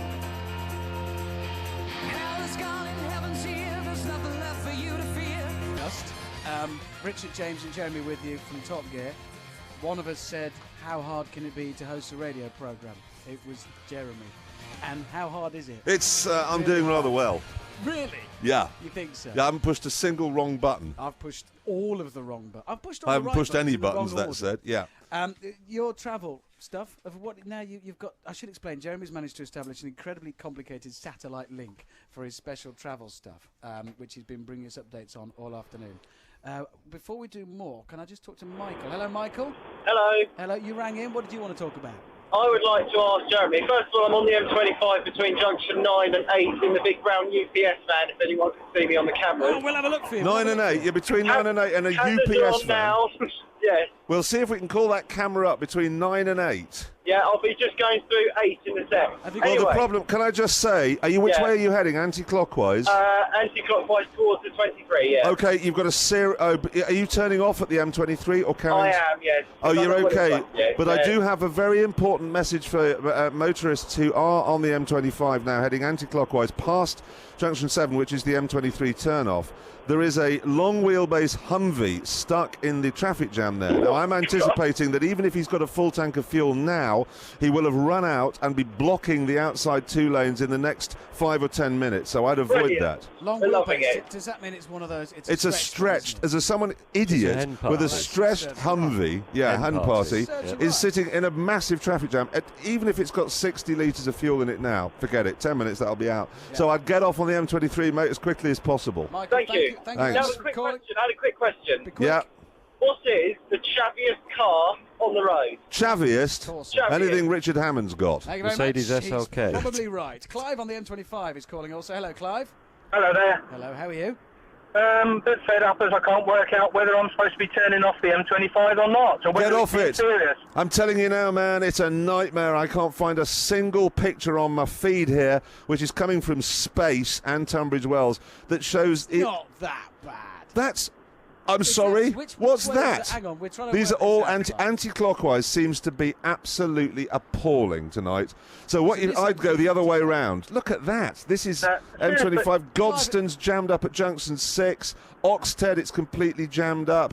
Barrow Green. Don't use it. Don't use it. Stay at work. Be productive and buy a helicopter. Clive, are you criticising our travel reports? Yeah, much as I like Jeremy travelling through France, I think he ought to stay there. We're trying to get home tonight. Where are you and where are you trying to get to? I'm coming up to junction 8 and I'm trying to get to junction 4. 8 and 4. Which way are you going then? So you're I'm going anti-clockwise. Anti-clockwise. You, my son, have had it. Oh, thanks a lot. I know, really, you've had it, because at junction 7, you're going to hit the back end of a nasty jam. Yeah, you can't do more than that. You've had a personal... That's a personal traffic service Using I a appreciate that, Jeremy. from I'm BBC Two's biggest motoring show. Yeah, I mean, that's what I call a travel report. Yeah, I'd rather he was driving a Honda 2000 through France, though. I would. Do you know what? I now wish I were in a Honda 2000 going through France, instead of which I'm doing personal traffic reports for people phoning in here. Anybody else need personal traffic reports? I'll have to hurry you because we may lose the feed again any minute. 08459 57 0057. You're welcome to give us... He didn't like it. I bet he likes that. He's going to keep going. He's going to get stuck in that. Sorry, I forgot to talk into a microphone then. It wasn't very bright. But he's going to get stuck in that jam going, oh, that Jeremy Clarkson, he's rubbish. Then he's going to be stuck going, oh, we should listen to him. It's 5:30.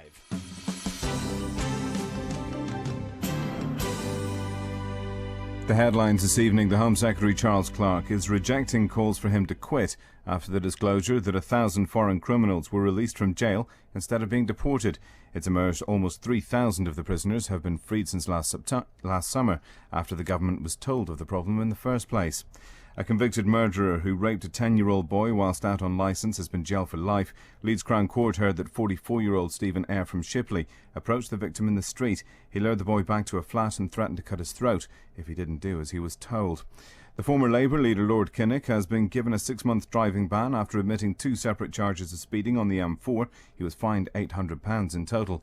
And the Prime Minister's spokesman has offered strong support for John Prescott following revelations he had an affair with one of his secretaries. He described the Deputy Prime Minister's role as absolutely vital and said he was a real benefit to the people and the government. You're up to date with the news on BBC Southern Counties Radio. I'm Pete Wilson. BBC Southern Counties Radio Travel. Hello, is that me? That was slick. That's me, and I'm here to tell you that it's great.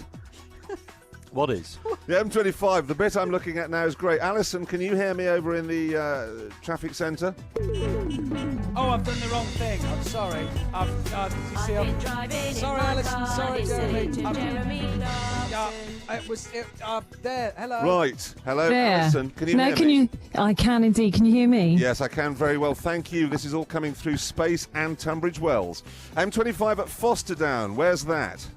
That is at Godstone. Godstone. Which way At are we junction looking 6, anti-clockwise. Because of those incidents earlier, we had the accident, and then we had that broken down van a little way behind it, all around Clackett Lane services. It's left this huge, great queue. I'll work you through the cameras, Jeremy. Well, it's a nightmare. But what I'm looking at there are a bunch of people sitting right next to a completely deserted slip road. They're not using it.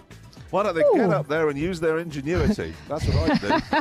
That's not very good picture. There's that poor man still in his broken down van. There are sort of 2 different agendas here. Alison, you want to sort of let us know where the problems are with the traffic. Jeremy's dream is to conduct it. You actually want to conduct the traffic from here with his satellite. You go there, you go there. I'm trying to get the traffic move. I said. Oh dear, Jeremy! Oh, no, look at that! Look at that! Here we go. Somebody in a. It seems to be a Land Rover Discovery has jackknifed while carrying a trailer. Oh dear! Able to get on his number plate there. Those poor 4x4s. What a shame. He's had a bad day. It's a 4x4. It's a good job it was. That's why he's still alive. Yeah, that's Lucky true. You didn't listen to the Liberal Democrats on that one. 2 lanes blocked. Is that a Discovery? It is. Sideways opening tailgate. It is. He's blocking 2 lanes on the M25 at This is at just before junction 8, and it's clockwise. So that is between 7 and 8. So it's on your way to 8. Oh no! So it's this. That's is not Reigate. So that's the other way. Okay, just That's one the thing. other I've changed way. my mind. It's not a Discovery. I'm now looking at it more carefully. I think it's a Shogun. It's Yeah, a it is a Mitsubishi Mitsubishi Shogun. Shogun, yeah. So it's a Mitsubishi Shogun. The owner, I'm looking at him. He's wearing a high visibility jacket. That didn't help, That's did a it? policeman, you. There's no policeman there. There's just Well, a lot what's of that? people Oh, in he's- people A in lot- high yeah. visibility jackets doing no good whatsoever. What? Oh, but they're helping. No, and look at these people here. Look at the people queuing to get around. If you're listening to us, why don't you just let people in?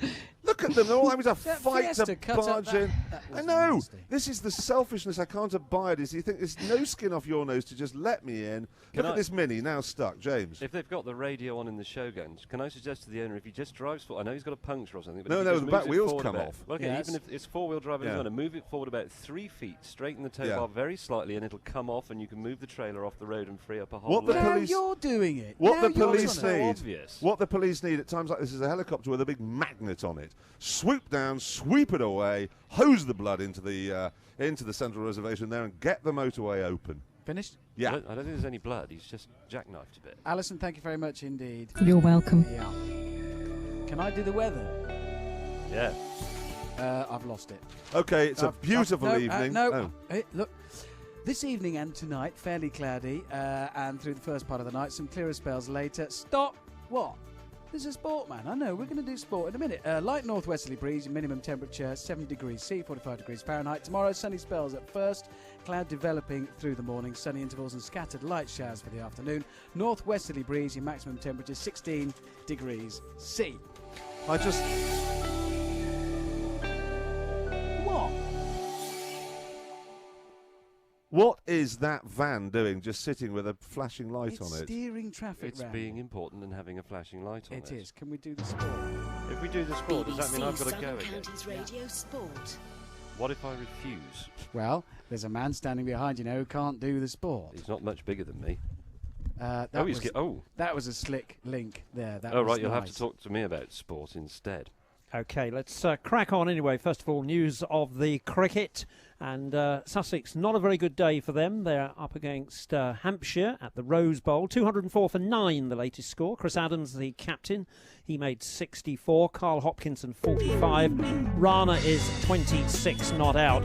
3 wickets apiece for Dominic Thornley and Sean Irvine.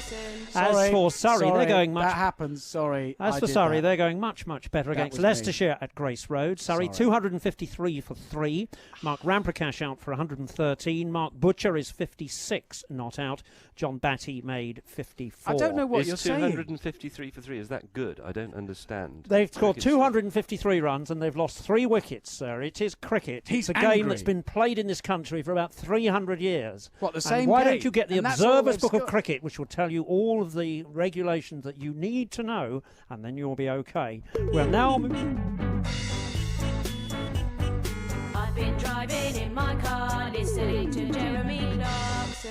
You see, the important thing to remember when you're shouting at me mates is I've got the buttons. You certainly have, Are you Richard. ready? Well No, I'm played. genuine, Crack on, it was fella. a genuine question. I don't understand cricket scoring, but if you say that's good, I'll accept that that's It's good. pretty good for Surrey. It's good. Well done, Surrey. On to football. Now, the Arsenal manager Arsene Wenger says that reaching the final of the European Cup is a culmination of almost a decade of hard work.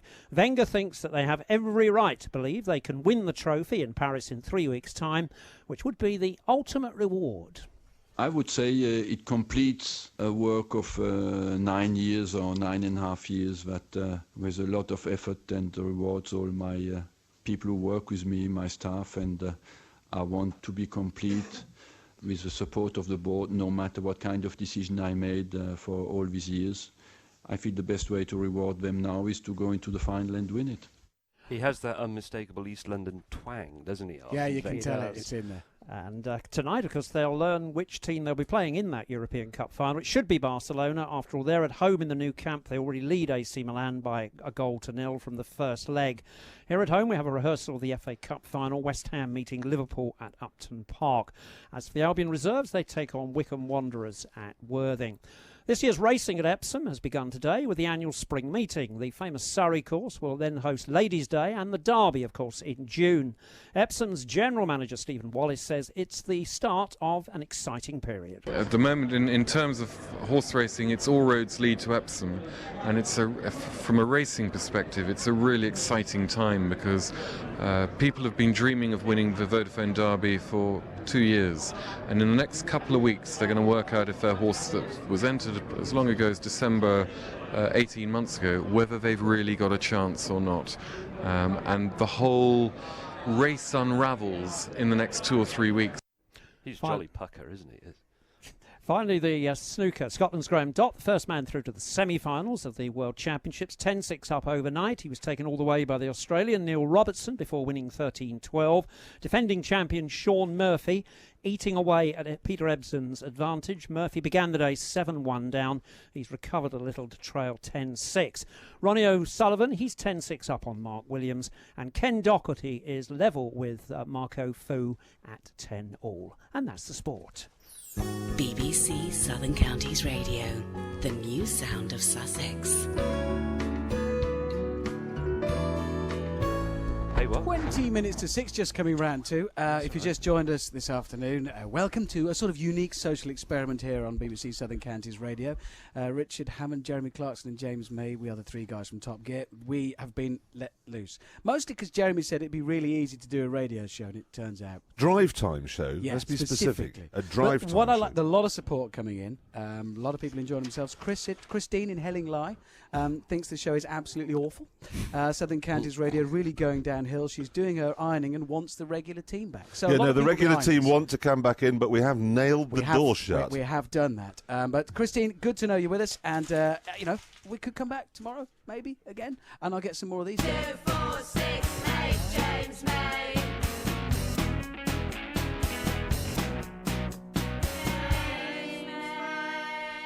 What? It's a call. Quality. Smooth. Ali, hello. Hello. Hello, how are Hi you? there. I'm all right. How's Petworth? Well, I'm just out of Petworth now, but it was fine. A bit depressing, though, having to follow the most stunning DB9 with its roof down, driven by some old man who was doing no more than 40 miles an hour all the way from Guildford. I've said this so many times. We discussed it on the way have down. a car that Yeah. does that and then drive it like an old lady. It's not just that, though. It's who's driving it. It's the middle-aged man. What is he saying? You see, he's not doing it to enjoy the sunshine, because I think, has the sun got in where you are? No, it's quite sunny. It's quite sunny, but he's not doing it for the sunshine. He's doing it because he thinks it makes him look more attractive. And what Well, it makes him look like is a but all rather... you can see is his bald head. I know, that's what I was doing. I get the roof down on my car and then think, no, I'm going to blind following motorists with that bald patch, put it straight back up again. Don't you think it's a bit odd that we all keep going about it? Middle-aged men, they shouldn't drive these convertible cars with the roof down. It looks ridiculous. And then we've all... Yeah. I'm not against them driving them. Just drive them properly.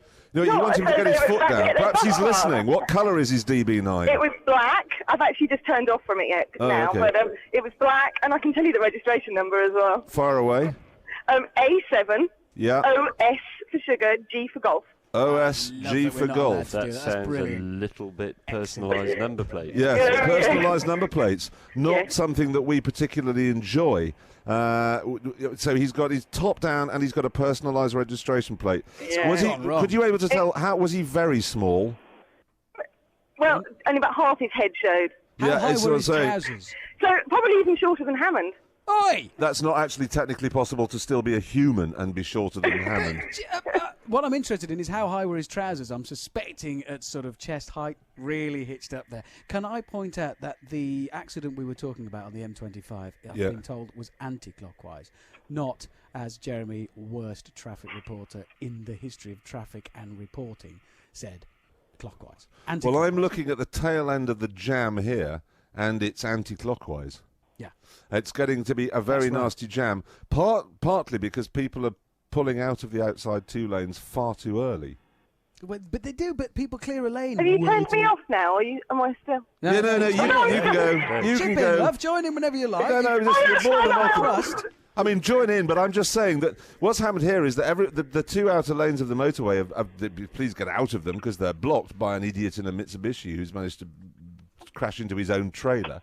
And people are moving over far too soon, which means that the motorway network is not being fully utilised. We paid for it. Drive right up to the crash, use it, and then get your window down and tell the man exactly what you think of his driving. Precisely. Ali, thank you very much for calling in. That's okay. Thanks for taking part. You can do the same. 08459 570057. Can I talk briefly about petrol and stuff? Mm-hmm. If you're going to be filling up at the moment, you may well have to be ready to pay serious money for the fuel. It's going up. Diesel risen to an all-time high. The average price of a litre yesterday was just over 98.7 pence. Previous highest price was 98.6, recorded last September in the wake of Hurricane Katrina. Todd Tinney runs Tudor Motors in Fetcham near Leatherhead, one of the last remaining independent petrol stations that actually serves you at the pump. Hello, Todd. Hello there.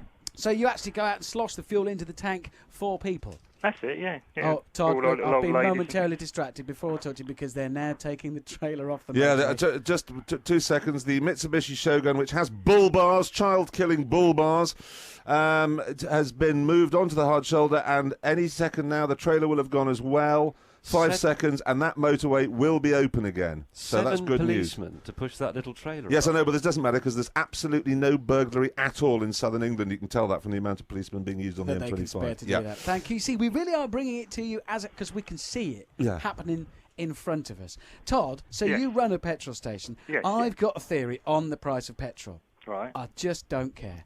I just do not care. What possible difference is it's a penny here and there. And I was chatting to a bloke in my local petrol station. He held a bag of Maltesers, rattled them about and said, honestly, I could charge an extra 20p for a bag of these and nobody would care. If I put a penny on a litre of petrol, they'll go 15 miles to get it cheaper. Is that true? Do you find that? Or do people care? Yeah, people always come in and moan about the price. Really? We're always a little bit dearer because we say we put it in and we don't do a large volume like all the supermarkets and things. So. Whereabouts are you? I could pop round on my way home and buy Fetcham. it. Good In quality Fetcham. petrol. Yeah, good quality. Yeah, Very the old finest? Brewed yourself? Yeah, we're in Fetcham near Leatherhead, but you'll have to be here before 6 because we're not a late night place. Oh, okay, Gles. Well, we'll still be on air, so that's getting not tricky. going to happen. So the thing is, though, when we go for petrol, I've got another theory on that the reason people complain about it is that it's the worst possible time. Nobody ever drives along and says, I know, I'll stop for some fuel, that'll be fun. We're always in a bad mood, aren't we? Well, it seems to, yeah. That's why I can't understand people going to these great big service stations and they have to put their own fuel in and they have to walk about 200 yards to pay for it. And yeah, they come to little places like us and we And they put don't it want in to pay 5 or 10p extra overall. Well, have you got a jet wash at your petrol station? No, we don't do that. Oh. No, Because we've James was going to ask you about where the bong was in the sequence, and it would have been quite good to get it from the horse's mouth. Todd, thank you for calling in. Good luck. Jeremy's waving his arms around. What? I'm just genuinely staggered, you see. What I'm watching is the picture here live. The police clear the motorway, and then it's a good 30 or 40 seconds before they let the traffic go. What you'd want to be careful about it. You What's to wouldn't be want careful? You say, go, go, go, is what you say. In fact, if you got the chain, Fleetwood Mac, we should have played it then. It was like the start of a Grand Prix. Dum, dum, dum, dum, dum, dum. And they could all have roared off and been home. And now they're all having to follow a police Range Rover. Ken in West Ham rings in to say he refuses to speak to us, probably because we're rubbish. He's not enjoying the show. He misses the regular team, and he just says, make sure the professionals are back on air tomorrow. No, they will be, don't worry. Again. Even as we speak, the fire brigade have been called, and they are now fire-axing the door to get back in. I suspect we've not got much longer. Frank, hello. Hello, yes. Frank, you're near Winchester, aren't you? Yeah. Are you ringing to lend us your support? Pardon? Oh, dear. Frank, are you ringing to lend us your support? Yeah. Good. Well, good. go on then. What are you ringing for, Frank? In the first place, I'd like to dispel this fallacy about older drivers not being safe when it's well known that the worst drivers are between 17 and 35. Oh, here we go. Young men are about to be picked on. Right. That's a fact. Yeah, but it's a fact. Right. Okay. Now, look, I live in Sussex and Hampshire. Now, I drive often between the two places. And the worst offenders are these young yobbo types where they're boom, boom, Do you know what boom. I think it is, Frank? Maybe it's just that they drive differently to you. Perhaps older people want to drive slowly and younger people want to get a move. No. I drive... So, you've gone. I didn't do that. I did not cut Frank off. I would just like to say, Frank Frank raised an interesting point, a really interesting point. Because when I was 17, I drove very slowly because the cars I had were rubbish. And now I'm 46, my cars are much better, so I go much faster. But you're much slower now, and that's possibly not such a good thing. I've noticed that, for a long time, young people were responsible for accidents. Then there was that thing with Brunstrom. They said old people are too old and are responsible for accidents, and media people are too expensive to insure. And eventually, if you weren't 39 and a half, married with 2 kids and driving a Volvo estate at 29 miles an hour, you might as well just hand yourself in. Yeah, it's a good point. Hey ho, it's 12 minutes to 6 and it's time for the headlines. Has anybody got them? I really haven't got them. I haven't got them, but I can probably Let's make face them it, up. they won't have changed much. No, right. Go, James, I'll go. just use the last one and go. Yes. The Tories say the Home Secretary Charles Clarke should consider resigning after he said that he wasn't going to resign in an earlier news bulletin after letting more than 1,000 foreign prisoners out of prison instead of deporting them. Why didn't the people in the prison notice that they were just walking out of the prison?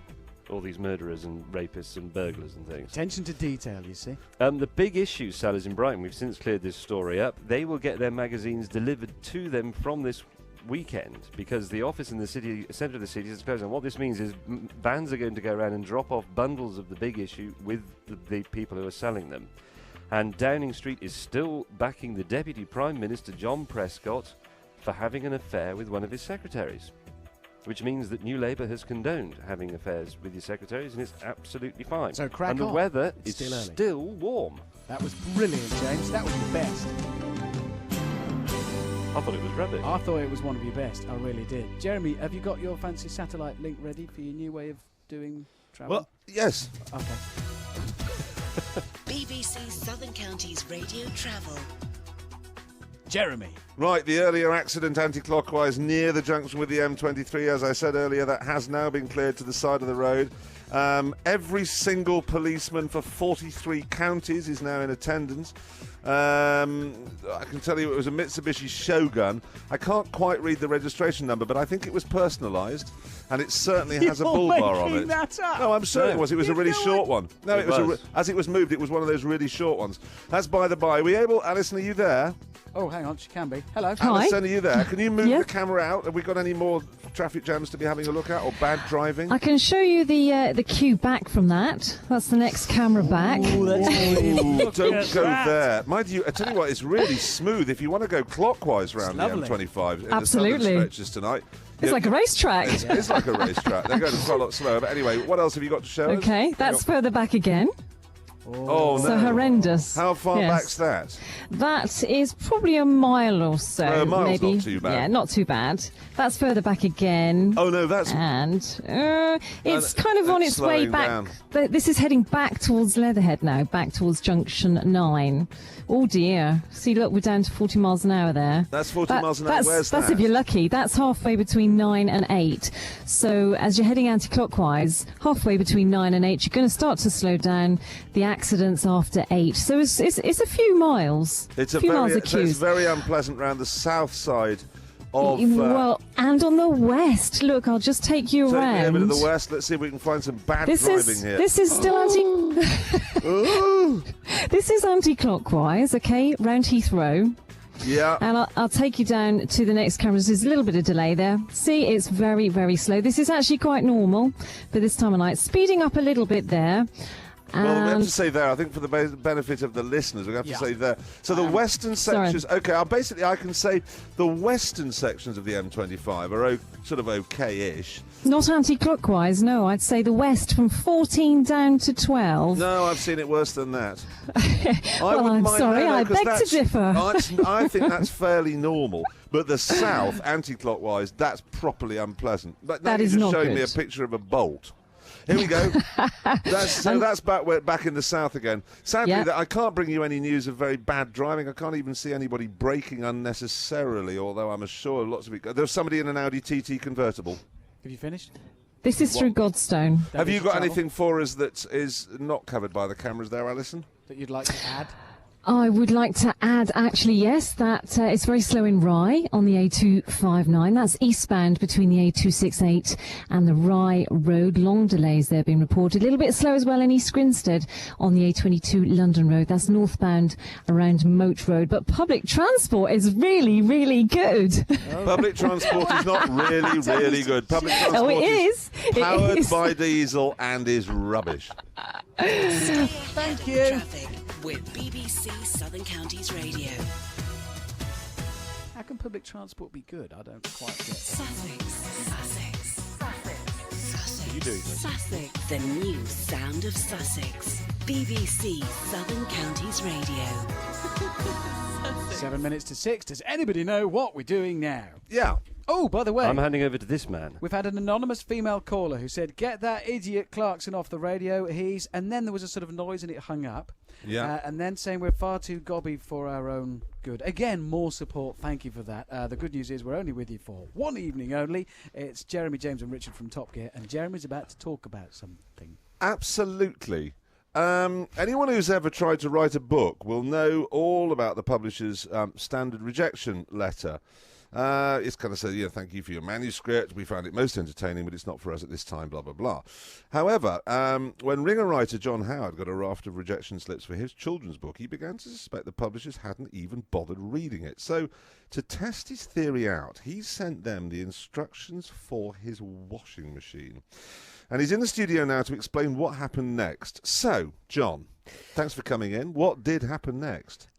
I tested this book on 200 or 300 kids before I sent it into the agents, and I got loads of emails and letters saying it was brilliant.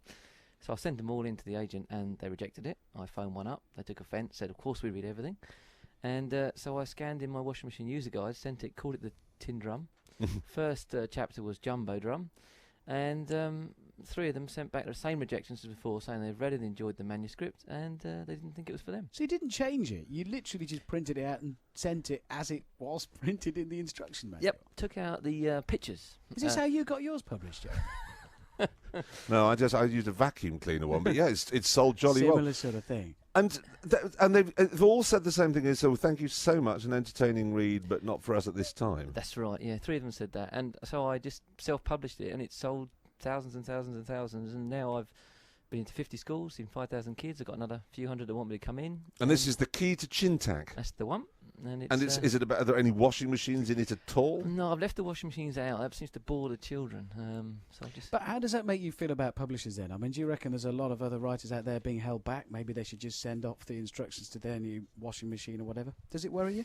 Yeah, I think that they've got too many coming in, and maybe they need to cut their lists off a lot sooner. Really, I think they take 1 or 2 new authors a year. But isn't it that Harry Flaming Potter that's done it? That everybody thinks they can sit in a cafe and write a multi-million-pound bestseller, and that's the way forward. Surely.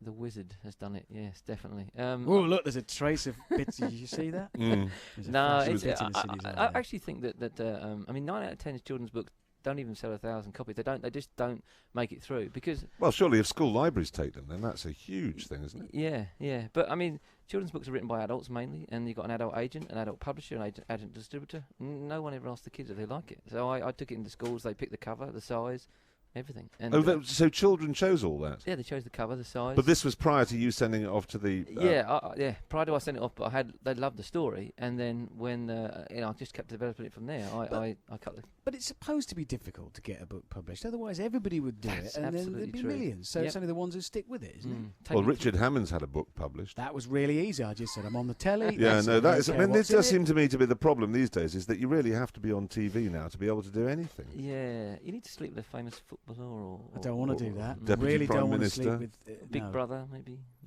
No, I don't want to sleep with that man with a gorilla. So, finally, do you have any useful suggestions for other aspiring writers? Perseverance.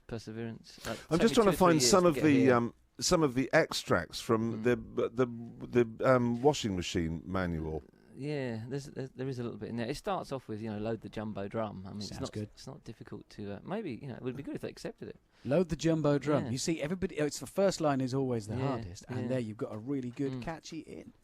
I just think that's I love the... What gave you the idea to do a washing machine? It was just the nearest thing to hand. We just moved into a new house. It was sitting on the side. I thought, I'll give that a shot. Scanned it in, sent it off, and it didn't get accepted. Well, can we say good luck with your actual book? Yes. I thought the Is it available on the internet and things? It is actually. It's in all Waterstones everywhere now because they've bought into it big time and it's doing exceptionally well. So yeah. I just hope it doesn't knock mine off the charts. No, that's obviously. Or indeed mine. That'd be poor. Thank you for coming in. This is Stevie Wonder. I've just played it. It was just there. Is that all right, guys? No, this is just going to put everyone in a soporific state. Nobody's going to drive fast to this.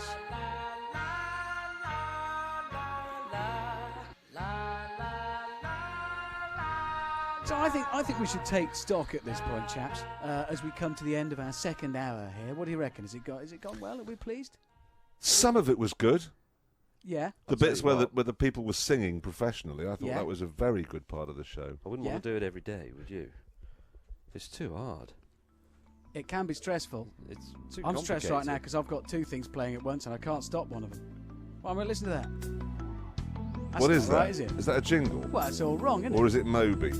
Well, it's Stevie Wonder and your news jingle. Look at that. That's horrible, isn't it? I can't fix that. I've no idea. What are you doing? I've got it wrong. Oh, I've fixed it now. I've done it. No, it wasn't. No, it's this. No, not that. There, that one. There, you see. I found it. I think it's going very well. Do you not agree, chap? Well, you're blathering, aren't you, until it's 6 o'clock, and then you can say, and now it's Richard Hammond over to the news. No, I was going to invite you to chat. On FM, on digital, and across the world online. This is BBC Southern Counties Radio.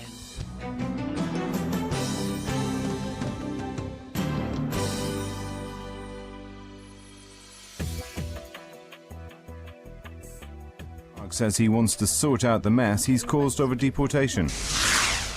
Good evening, I'm Pete Wilson. The Home Secretary Charles Clarke is fighting off calls to resign because of his department's failure to consider whether more than 1,000 foreign criminals should have been deported after serving their prison sentences. The Conservatives and the Liberal Democrats have called on him to step down, but Mr Clarke told MPs he believed it was his duty to remain in office. Lord Ramsbottom, the former Chief Inspector of Prisons, says he informed the Home Office there was an increasing problem with foreign criminals 5 years ago. And I was very specific. I mean, two paragraphs. The first paragraph, I headed it Foreign Nationals. The number of foreign nationals in prison has been increasing steadily over the years and is now reaching such proportions that I have called frequently for the prison service to appoint someone responsible for overseeing them as a group and for meeting the needs that they bring to every prison in which they are confined. A convicted murderer who raped a 10-year-old boy whilst out on licence has been jailed for life today. Leeds Crown Court heard that 44-year-old Stephen Eyre from Shipley approached the victim in the street. He lured the boy back to a flat and threatened to cut his throat if he didn't do as he was told. The Health Secretary Patricia Hewitt has been heckled and jeered whilst delivering a speech to the Royal College of Nursing's annual conference in Bournemouth. She told delegates they had to be realistic about the challenges facing the NHS. Mrs Hewitt was also booed earlier this week at the Unison conference. West Sussex has been named as one of the 10 worst counties in Britain for buying 4x4s.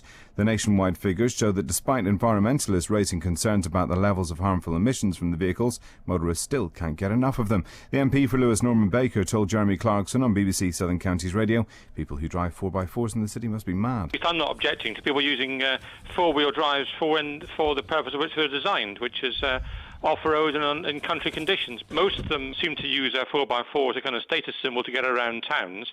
The only time they go off-road is when they mount the pavement. A 63-year-old man has been charged with 2 firearm offences after a garden at a house in Dunsfold was searched by Surrey police. Douglas Bernstein, who's a US citizen, has been charged with the unlawful possession of a firearm and ammunition. He has been bailed and is due before South West Surrey Magistrates Court on Friday. The Big Issue office in Brighton is going mobile from next week. The office, which is a pick-up point for vendors in East Sussex to collect their magazines, is shutting as the lease is up. Instead, the company plans to use vans to deliver magazines to different towns around Sussex. A final decision on Southern Water's application to build wastewater works at Peacehaven has been deferred again by East Sussex County Council. Further negotiations will now take place between the council and the company on a number of points, including issues to do with access, noise and adequate replacement of a playing field. There's been more than 1,000 objections to Southern Water's plans. Sheltered accommodation for a group of elderly people in Polegate may close down because the building isn't up to standard.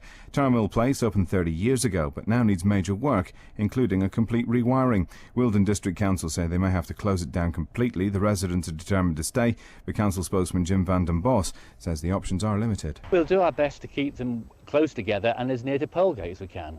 But obviously we're sort of tied down by our own options as for what accommodation we have.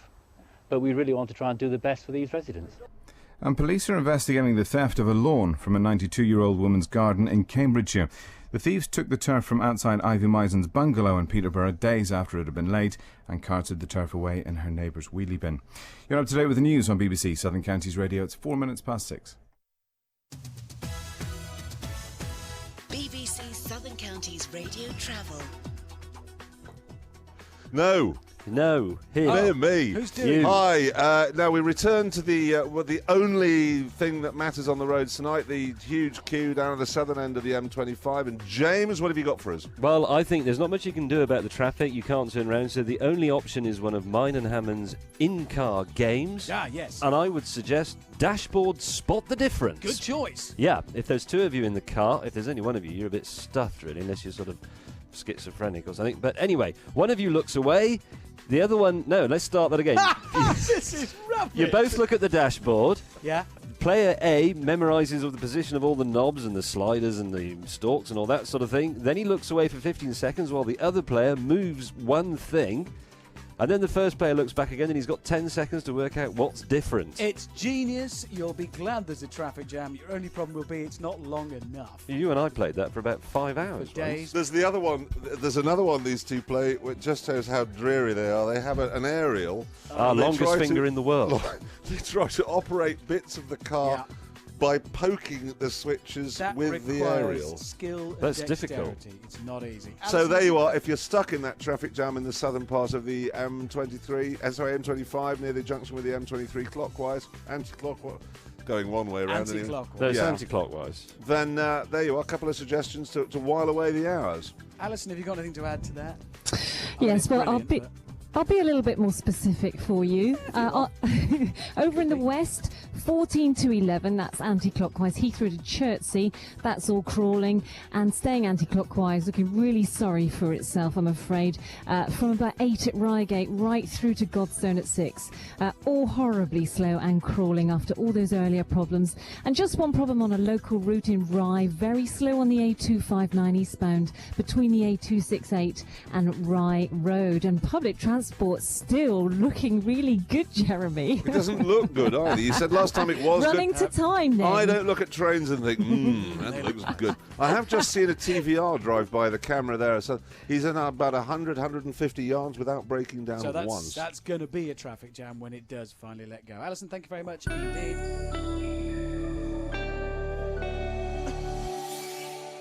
Hello, good evening. A fair amount of cloud around at the moment, but there are some holes in it allowing for some late spells of sunshine.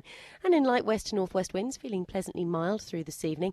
The sun sets just after 8:15, then a dry night with quite large amounts of cloud at first, although the clear spells will become lengthier through the small hours. Temperatures dropping to between 7 and 9 Celsius with a light northwest wind. It's a bright and fine start to the day tomorrow with good amounts of sunshine. Like today, the cloud will tend to bubble up and spread out a bit, but still some bright or sunny intervals into the afternoon. There is the possibility of a light passing shower, but on the whole, it's a dry and bright day with light northwest winds and highs between 14 and 16 Celsius, locally 17 in the best of any sunshine. Still the chance of a brief passing shower on Friday. Again, for many, it will stay dry with some sunny spells appearing through the cloud. Highs between 14 and 16 Celsius with light northerly winds. Saturday continues quiet and settled with broken cloud and sunny periods. The best of these early and late in the day, and temperatures peaking at 15 Celsius or 59 Fahrenheit. Over the inshore waters, until 1700 Thursday, west or southwest winds veering northerly force 2 or 3, the visibility becoming mainly good and the sea state smooth. And finally, the current pressure in Brighton is 1,020 millibars, that's 30.13 inches, and falling slowly. BBC Southern Counties Radio. BBC Southern Counties Radio. What? The new sound of Sussex. What? It was time. I was just keeping it all in. Showers in April, whatever next. I thought that was quite time. What? Look what's happened to our feed. I apologise for this. It's just jammed. It looks like everybody's just parked at random all over the M25. Can I do a big explanation? Yeah. If you've just joined us, good evening. This is still BBC Southern Counties Radio. It's not your usual hosts, Richard or Mark, because you have Jeremy, James and Richard from Top Gear. And as part of... Do you know when you sit down with your mates and you come up with an idea and it seems like a really, really good one? We did, and it seemed like a really good idea. Well, actually, it was Jeremy's fault. He said, how hard can doing a drive time radio show be? How hard is it, Jeremy? Quite hard, because I've just been looking at what it is we're supposed to have been doing, and there's a thing called Time of Your Life. Yes. We haven't done that. And we have to give people clues, and then they phone in to see if... I haven't got anything. No, I've got some clues ready. Right. How does it work? I give the clues Hang out, on, and we play some records. There's only one radio show, and it's Top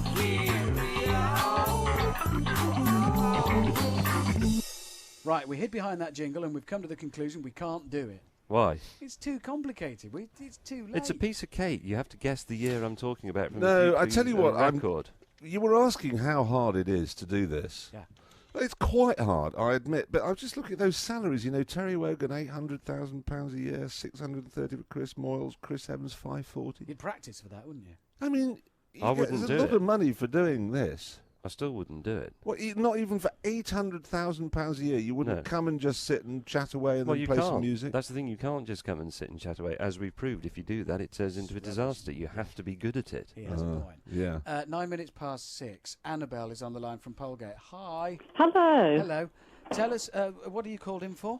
Well, I just rang in to say that I think your programme is absolutely wonderful. Yes! Yes, yes. Nobody likes us normally. Yeah, well, I'd nearly abandoned Southern Counties Radio since it changed its nature. Oh, now it's getting politically embarrassing for all concerned. But it's very funny. Luckily. We're enjoying So it. you like this programme or the programme that it'll eventually end up on television? I'll settle for either. And then I had an absolute brainwave Oh, go on. because I can't learn to love Gordon Astley, who does the morning programme, and I drive to work. Oh, that's nice And personal I wonder stuff. whether Jeremy would like to do it. No, I don't live in Brighton or indeed anywhere near it, unfortunately. It would take me age. We were talking about Brighton on the way down here. The problem with it is cut off. It is a bit cut It's a off. way you think it's okay for going to London, but it's not okay for going anywhere else. Are you from Brighton? Sorry, we haven't checked on that. No, I'm not from Brighton, but it's all right if you've got a boat. Yeah, no, I thought about that. So it was one of the things I was going to do on the traffic news. Is if you live on the south coast and you work in Brighton, why don't you come in on a boat? Why would you? Why would you drive? I wouldn't drive, and I'd just bash about in the. There's no piers to crash into now anymore either, are there? I don't think. That's a lot easier. Annabelle, thank you very much for Thank your you very much. photo. We've just had a. That's right. It's been a real voice. pleasure listening to you Thank today. you. We haven't finished yet. We've got another Oh. 50 minutes. Jack from Dorking called to say he's really enjoying the show. Can we have you on more often, please? And then the nurse took the phone away from him. Yeah, it happens like Yeah. that. Hello, Polly. Oh, yes, darling. Oh, hello. Is this? Are you ringing? Hello, yes. Nice or nasty? Am I there through to Jeremy? Yes, no, we're all here. James is here as look, well. darling, I think they were She's going to calling play. me darling, mate. They were going to play something called "A Breath of Fresh Air" or "The Time of My Life." You have actually given me the time of my life for the last 2 hours. Oh, Almost. thank you. You really have, because I mean, doing a traffic report is very boring. I mean, it either goes all the way up the M25 or down the other way, and then it gets stuck. I know, and have you noticed as well, traffic reports always talk about places. I drive home on the A40 out of London every Yeah. day, and they always talk about Gypsy Corner. I've been doing that journey for 10 years. I have no clue where it is at Gypsy Oh, Corner. I don't know where Wrigley Bottom is either. I don't, or Clackett's Lane. Do you know where Clackett's Lane is? I have no idea. No, but I know where Christmas Pie is. Where's that? That's in Normandy. Oh, that's in Surrey. In Normandy in Surrey? That's right. Oh, I see. I thought you meant Normandy over the other side. In between Aldershot and Guildford. I have no idea what you two. Well, no, Look, this we're is the enjoying problem. ourselves, so it Traffic doesn't really matter. reports. That's nice. Traffic reports. It does. All I want to know is how do I get round it? What's the road? And that was what I ought to do. Actually, if someone can go and get me a road map, I might be able to find a Well, route if I had round. to drive with you, my love, I would just close my eyes and hope for the best. You're making me feel ill, but I know that I would get there. That's not natural. Polly, you'd love it. You'd love it. Thank I you. bet. And please, Southern Counties Radio, please come back again, Jeremy. I'm not a person to kind of adore people, but I Doesn't think sound what like you've it. given is such a great lift Polly, to the whole programme. Thank you very much. Richard, I'm sorry about Polly. I hope you're still listening. It's Richard. He really gets in an awful temper when that sort of thing Oh, happens. it doesn't matter. It's like when people give him copies of my book to sign. Oh, I he don't- almost explodes with rage. In that case, Signed a lot of those. just slap his hand. You can't All right. reach. Okay, go But on. thank you very much for calling. We're Oh, moving on now to. Please come again. Polly, Thank you. Don't you hate it when radio stations spend the whole time going, and we're brilliant, and then what have you done? No, I just like it when people ring up and go, "You're brilliant," because that never happens in my life ever. People ring up. I mean, it's all of it. John, well, I don't know about John. He'd written that in crayon. His message from Dorking saying he's enjoying the show. Right. Oh, that was definitive. James, what have you got? James May. I haven't got the news, but I can make some up. Well, we've got a record anyway. Okay, Windsor resident, the Queen, has eloped today with John Nettles, star of Bergerac. I can't stand any more of that. Natalie Imbruglia and Shiver. Oh, no. Well, it's just there. What can I do? What happened to the jam? What happened to our play? Next. I walk a mile with a smile. I don't know, I don't care where I am.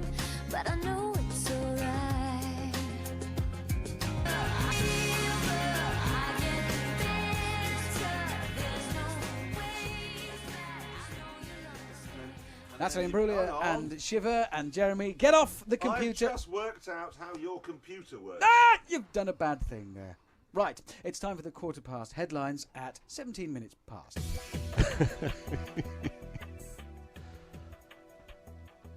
James?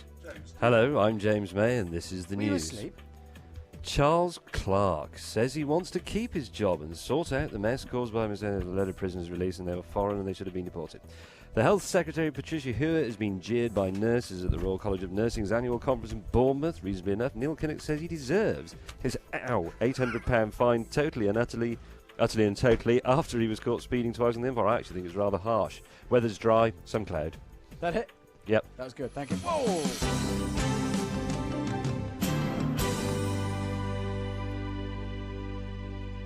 Have you been nice to someone today? Thank you very much for holding that door. That's very kind of you. That's all right. We have. How did that make you feel when Toby gave you some flowers? No, it's really nice. I'm smiley. And we aim to keep it up for at least the rest of the week. We're very pleased to be able to hand over some chocolates to you. We've just been round the corner to the supermarket. You can distribute these amongst your colleagues as you feel free to patients on the ward. If you've been performing any random acts of kindness, let us know. Phone the Action Desk. Up on 88888806. Just wanted to say how nice I think your sunglasses were. Thank you. Your kind station. Have a nice day. BBC Southern Counties Radio. Yes, now while we've been here, obviously most people in the radio station have hidden, really, haven't they? Yes. They're worried, scared. Well, there's a lot of people sitting out there, to be brutally honest, who are on telephones going, no, I'm really sorry, it is just for one day. Yeah. I promise things return to normal. There's a lot of anger. Tomorrow. Yeah. However, somebody likes us Who? in the station. Who? I don't know, but they like us because they've made this. I haven't heard it yet, but they've made it specially for us. Personal traffic service from BBC Two's biggest motoring show. Yeah. Anti-clockwise seems to be absolutely appalling tonight. Godstone's jammed up at junction 6. Oxted, it's completely jammed up. Barrow Green. Don't use it. Don't use it. Stay at work. Be productive and buy a helicopter. You, my son, have had it. It's like a little trail. It was a sort of trail for the travel news, which I can't do. Well, hang on. I've got everything ready for your big satellite moment. BBC Southern Counties Radio Travel. Go on, then. It's gone. The satellite is gone. The Americans are using it in Iraq or something. It's gone. We haven't got it anymore. It doesn't exist. The feed is over. I'm unable to give you anything. We're going to have to go back to normal traffic now. It's 6:20. I know. This is rush hour. I'm sorry. I'll tell you. I'll do travel for you. Ready? Yeah. There's absolutely appalling traffic tonight in the centre of Brighton, all the way up the A23 to the M23. The M23 is utterly solid, right the way up to the M25, and then I'm afraid clockwise the M25 from the M23 right the way around to the M40, solid. The M40 all the way up to the A40 to Oxford. This is my route home I'm just doing. I'm just getting people off it. Alison, have you got anything to add? You are so outrageous, aren't you? I'll give you an accurate one now. Okay, the M25 anti-clockwise, 14 to 11. That's Heathrow down to Chertsey. Actually, the speeds are picking up a little bit there now. Anti-clockwise, though, looking sorry for itself still, 8 through to 6. That's Reigate down to Godstone, all after those earlier problems. And if you're heading up towards the Dartford Tunnel, you're going to meet some short queue there as well.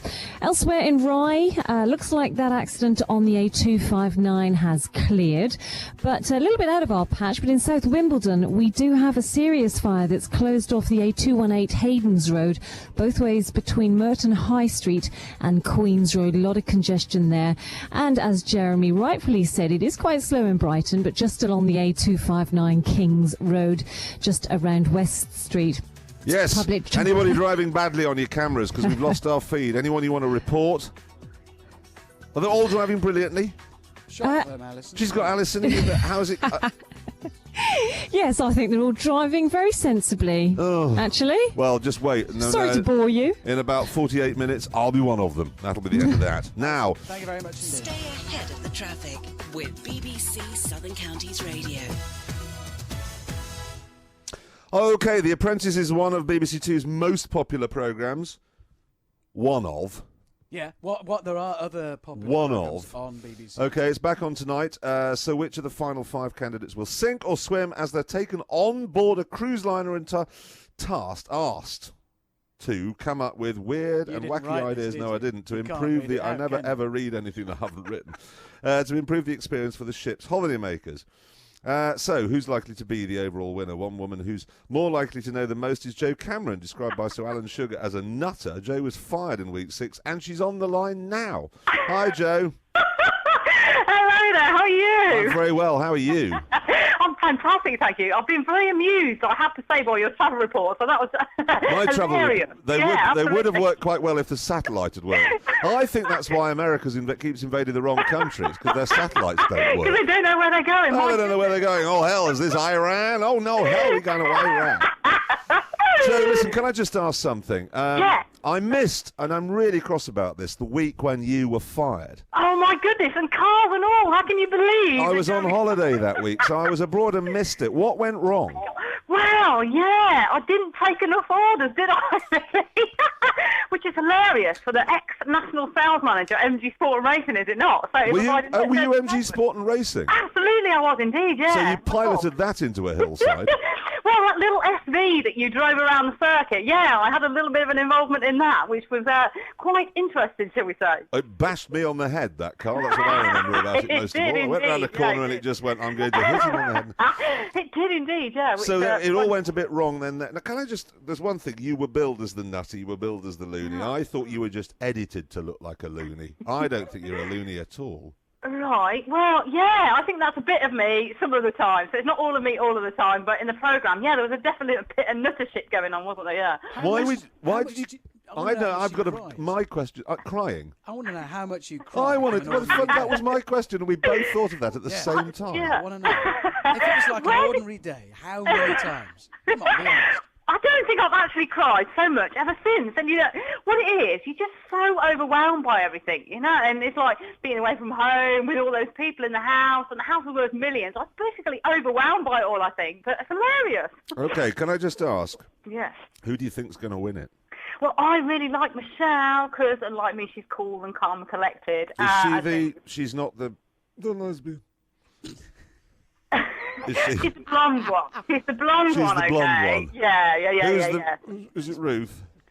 Yeah, Ruth is the salesperson, yeah. Okay, Ruth, yeah, so there's Ruth, and then there's the blonde girl. Now, she's the one, slightly flared nostrils. That's what I'm remembering. There's always slightly... And then you've got Saeed, who thought that Wandsworth Bridge was a railway bridge in London last week. Did you see that? I did see that. Yeah. That was very funny. And poor old Dunn. Yeah. Was he a nice chap? He is a nice... He's busy beavering away in the background, isn't he, you know? But I think basically what he said last week was he's had enough, you know, so his time would come, hadn't it? Yeah, it is. Now, what do you think has been the main reason this programme's been nearly as successful as Top Gear? That's quite accurate.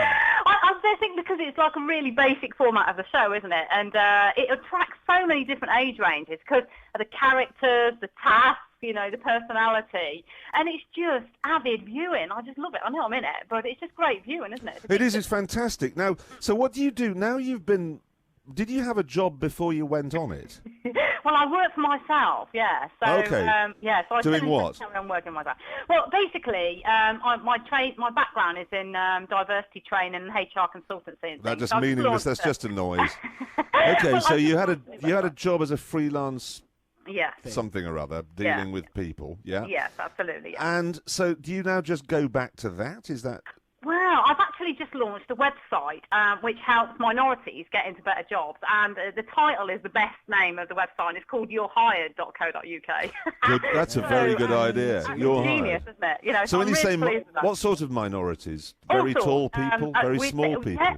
Well, very older people, yeah, some older people, some people with disabilities, and those people that generally just find it a bit difficult to get jobs, because I don't like discrimination, so I'm going to ruffle a few fellows and help people get some better jobs out of it, yeah. Okay, well, good for you. And thank you ever so much for coming to talk to us.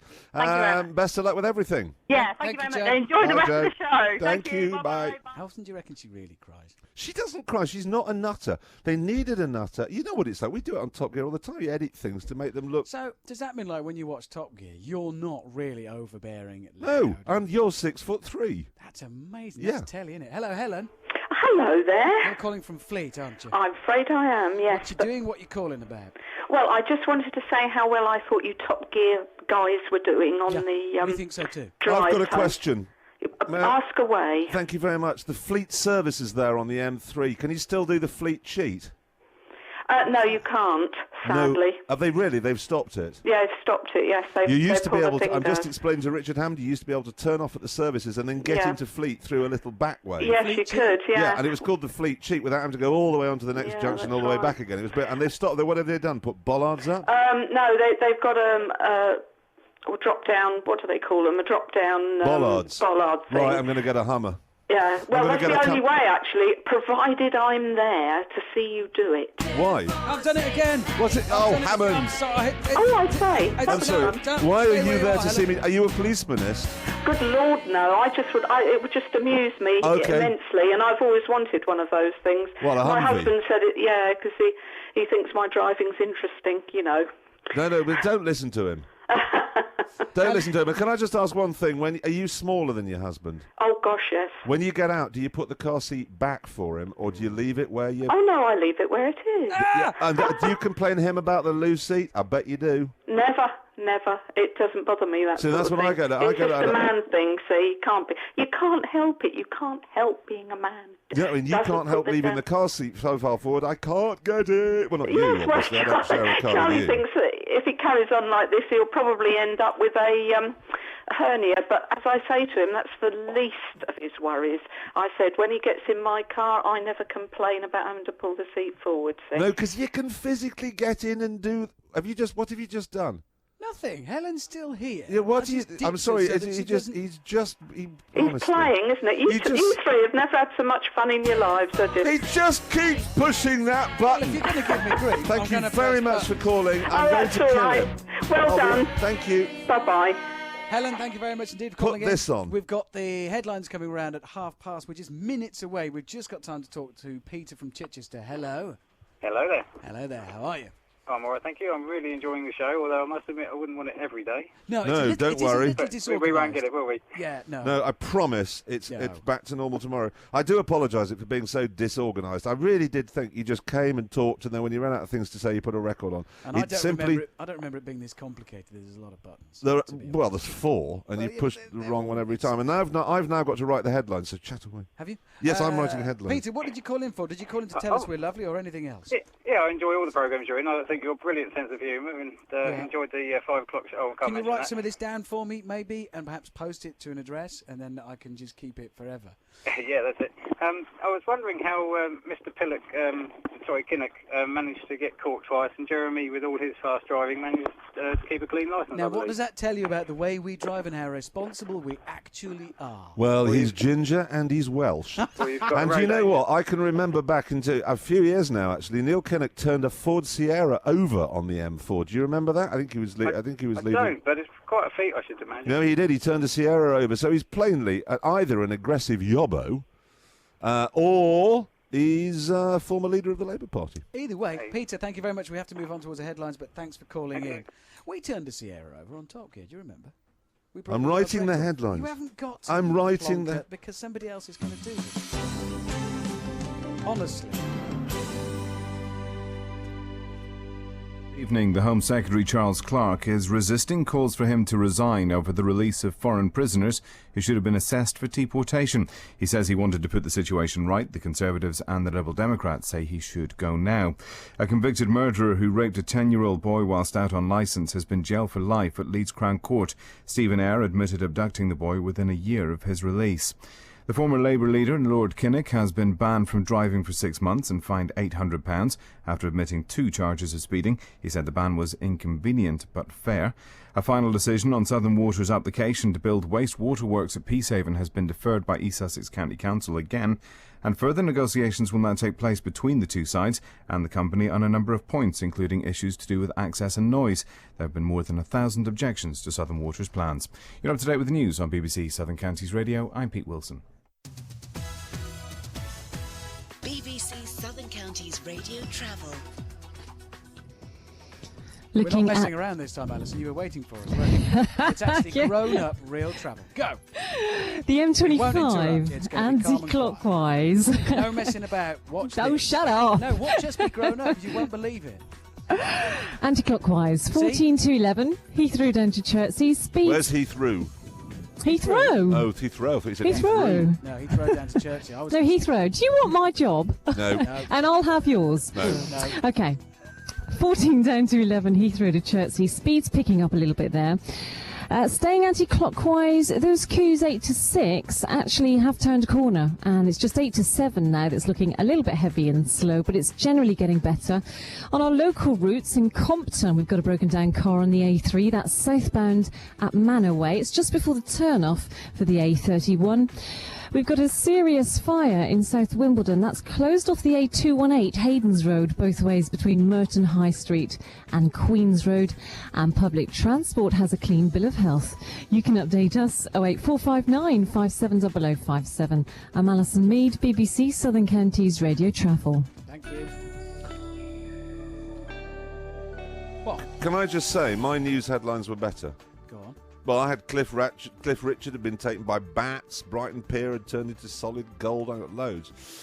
We're doing sport. No, I want the Could weather be doing first. the sport. You want the weather? Yeah. Weather is... Go on, then. weather. Go weather. I'll do it. We can do it. I'll do it. It's going to be slightly grey tonight and cloudy, but tomorrow should be okay. Yeah, that'll do. That's nice. Kind of says it all. Sounds like weather to me. Why do you just keep playing jingles? Because this is the sport jingle. Why does it just sport? I can do it. Once it's done, a ding, ding, all violence. Sport. Give me grief, that's what you're going to get.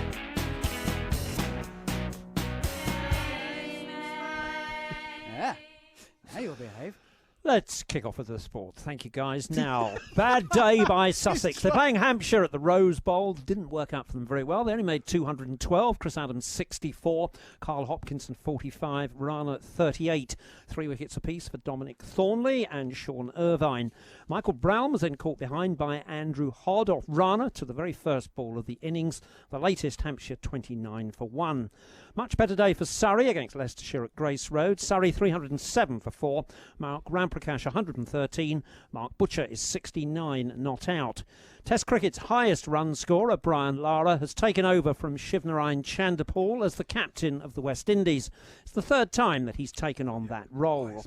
The Manchester City manager, Stuart Pearce, has admitted that he has no idea what the offside law is at the moment.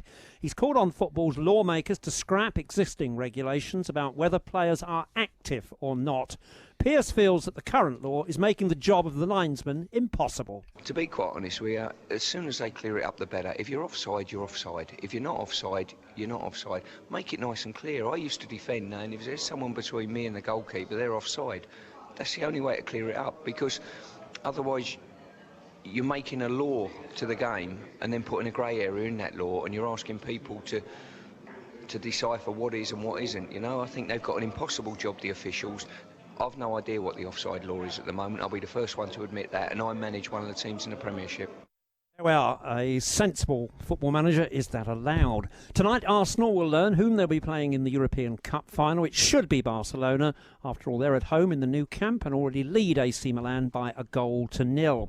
Here at home, we've got a rehearsal for the FA Cup final. West Ham meet Liverpool at Upton Park in the Premiership. The Albion Reserves take on Wycombe Wanderers at Worthing. This year's racing at Epsom has begun today with the annual spring meeting. The famous Surrey course will then host the Ladies' Day and the Derby, of course, in June. Epsom's general manager, Stephen Wallace, says that he never gets over the majesty of the course. It's when you drive over Langley Vale in the morning and come down the dip over there and you just see this magnificent setting. You realise how lucky you are not to work in an office in a town centre, and that this place is just special, and it's all year round. It's genuinely a privilege to work here, and in my case, there's how many people think they know what they want to do in life, get the chance to do it and find it's exactly what they thought it was. And it's a very special place to work. Finally, snooker. Scotland's Graham Dott was the first man through to the semi-finals of the World Championships after beating the Australian Neil Robertson 13-12. Also through is Marco Fu. The man from Hong Kong overcame Ireland's Ken Doherty 13-10. In matches to be finished tonight, Ronnie O'Sullivan leads Mark Williams 10-6. And that's the same score by which Peter Ebdon heads Sean Murphy. BBC Southern Counties Radio Sport, I'm John Lees. There's only one radio show, and it's Top Gear Yeah, 22 minutes to 7, BBC Southern Counties Radio. Richard Hammond, Jeremy Clarkson, James May, the guys from Top Gear with you. And ordinarily, Jeremy, you're supposed to like trail and say what you're going to be doing, and we haven't done any of that. We're going to be talking about film, and we're going to be going on. We are. Can I? Before we do that, can I play a record? Do you mind? Really have to go, mate. You're going to have a pee? I've got to have a pee. Yeah. How long's that record? 3 minutes 16 and getting shorter. Hurry up, by go. a second. Righto. I'm going to go and sit over there. Are you the film lady? I am indeed.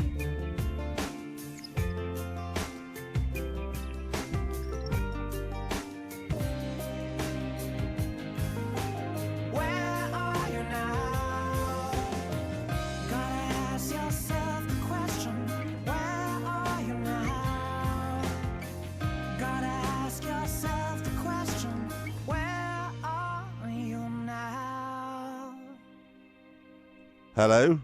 Is that... I do apologise, ladies and gentlemen. Richard Hammond has popped out and has not popped back again. So that's me on the wrong side of the desk trying to operate everything. I've been joined by Catherine Chambers. You're here to talk about film. Indeed. I think. And we've had a call... Wait a minute. Is there a...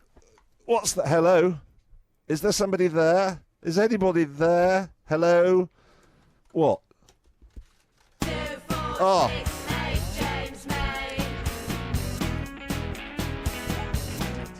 I may have...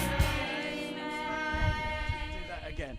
You left me alone on the wrong side of the desk. Slightly shorter than anticipated. Sorry, carry on as you were, everybody. This is Catherine Richard. Hello, Hello. Catherine. Now, Hi. Catherine, what have you been to see at the cinema? Okay, let's kick off with 16 Blocks, which is a cop thriller directed by Richard Donner, the man behind the Lethal Weapon series. Yeah. You may be familiar with him.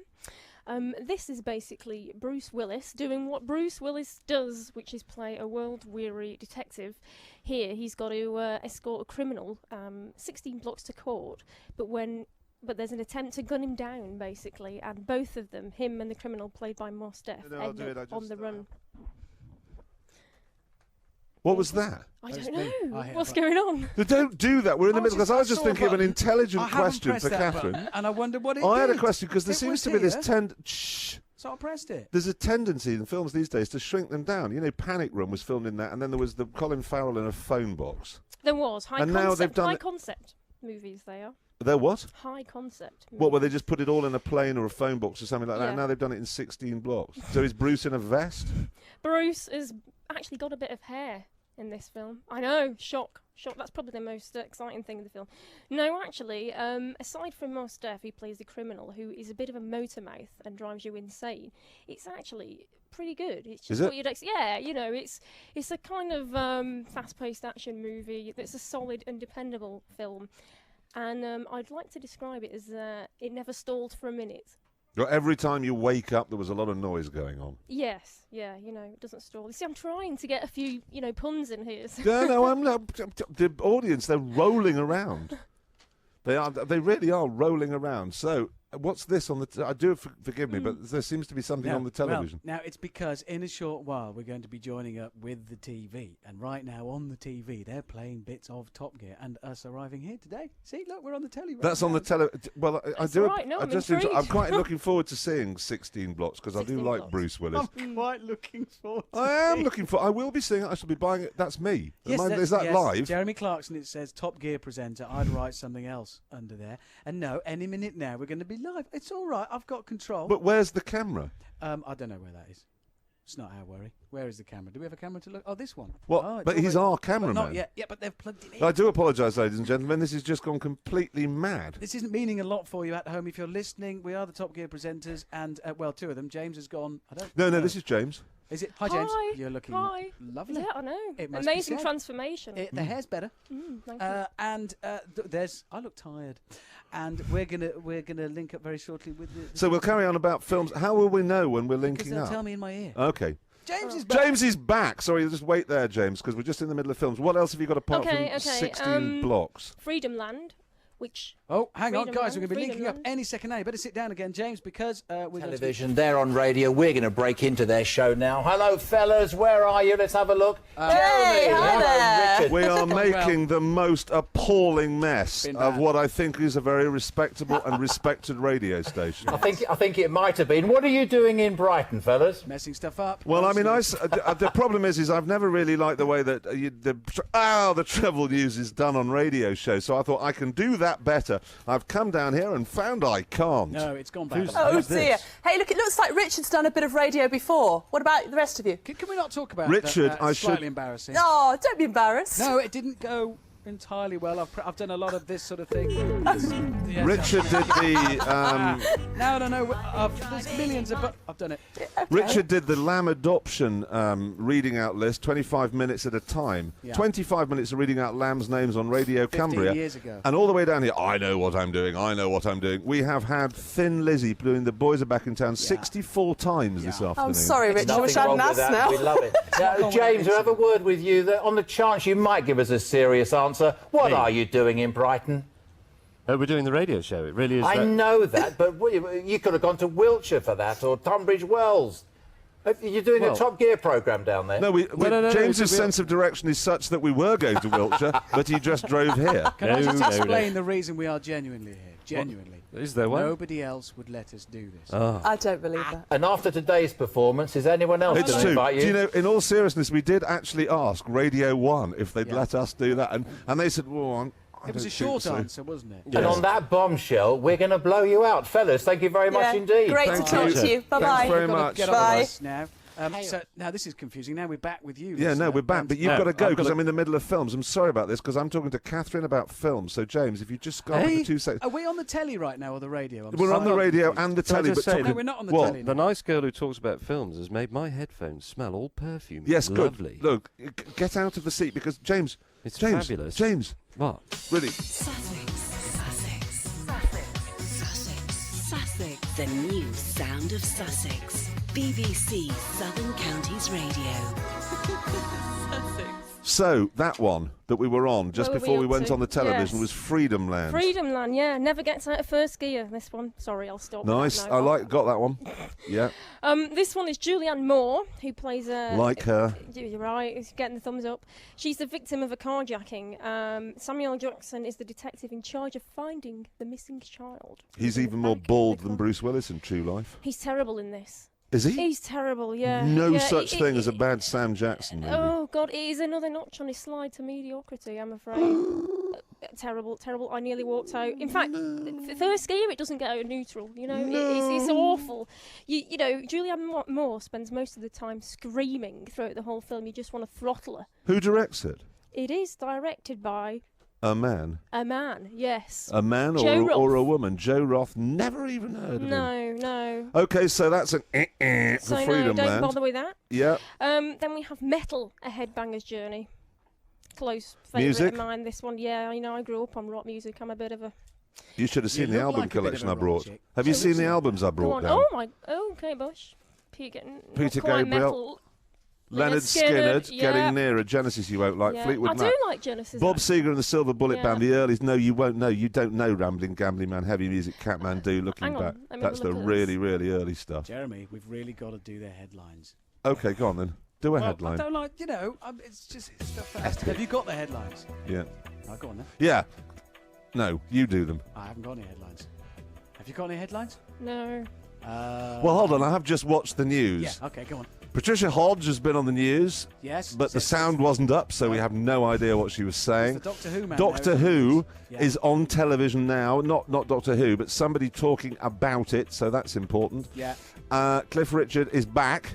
from the Bats, and the Queen hasn't eloped with John Nettles. And the weather mainly dry with variable cloud. Yes, I think yes. Okay. Now this, more of that very shortly. you should listen. You should get this album. Honestly, Live Bullet is Can I do so the travel good. now as well? BBC Southern Counties Radio Travel.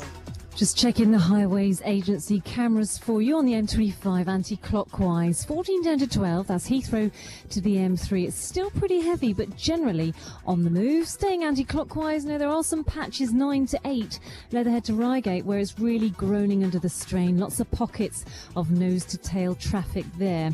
Elsewhere on our local routes around North Camp Farnborough, the A3011 Lynchford Road's pretty busy. That's between the A325 Farnborough Road at the Queen's Roundabout and the Blackwater Valley Relief Road, the A331. A little bit further out of our patch, but it might affect you. In South Wimbledon, there's a serious fire. It's on the A218 Haydens Road. That's been closed both ways between Merton High Street and the Queen's Road. A lot of congestion there as a result, and public transport is behaving itself. You can update us, 08459 570057. I'm Alison Mead, BBC Southern Counties Radio Travel. Alison, thank you very much indeed. Thank you, Alison. I'm sorry I was just pleasure. distracted momentarily. We spoiled your day a bit, but hey, be that It's been the best. It's been the best broadcast I've had in 4 years. Really? Was it a bit like when you were a kid and the weather was really nice and you could take your books outside at school and it all went a bit bonkers? Was Absolutely. It like that? It's been great fun. Thank you for everything. Bye-bye. Stay Bye. ahead of the traffic with BBC Southern Counties Radio. Right, other films. Right, okay, so moving on from metal, A Headbanger's Journey, we have... Was it any good, Headbanger's It's a Journey? riff-roaring ride through the history of metal. A riff-roaring ride through. So if riff-roaring you're ride. interested in If you're Judas Priest, there you go. Yeah, sadly he doesn't feature, but Bruce Dickinson does. Bruce Dickinson. So there you go, well, and there we Lemmy go. from Motorhead. Lemmy out of Motorhead, to give it a... You Oh, can't out say of from. Mo- Lemmy out of Motorhead. He's still in Motorhead. No, but it's out of.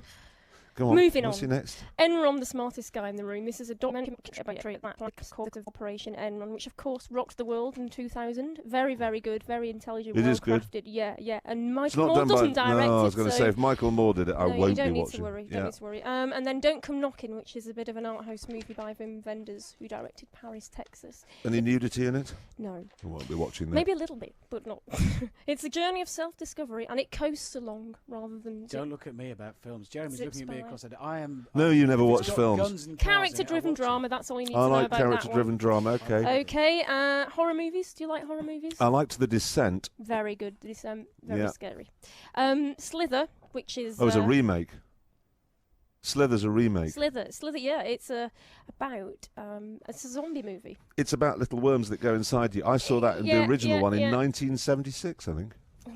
So is it any good? It accelerates along at a zippy pace. It's directed by the guy who wrote the Dawn of the Dead remake. And it's what you'd get from a zombie movie. Basically, lots of blood, lots of guts, lots of gore. Mhm. So if you're squeamish, stay away. Okay, brilliant. And we got the top 10 here, and they're all Tristan and Isolde at 10, An American Haunting at 9, Inside Man at 8, Take the Lead at 7, She's the Man at 6. What? No, you're supposed to read out, and I'll say what they're like. No, we can't because we're running out Oh, of all time. right then, I'll read them out. Okay. And we've got down to 5. You done then 5, 8 below. All right, okay. Tristan is old, epic medieval adventure. We've done no. You haven't got time for that. Where do you want me to start from? Start at Press 4. the button. I'm pressing the button. All right, Duff Satire, American Dream, Scary Movie 4, a parody of a parody, Silent Hill, video games, movies on It's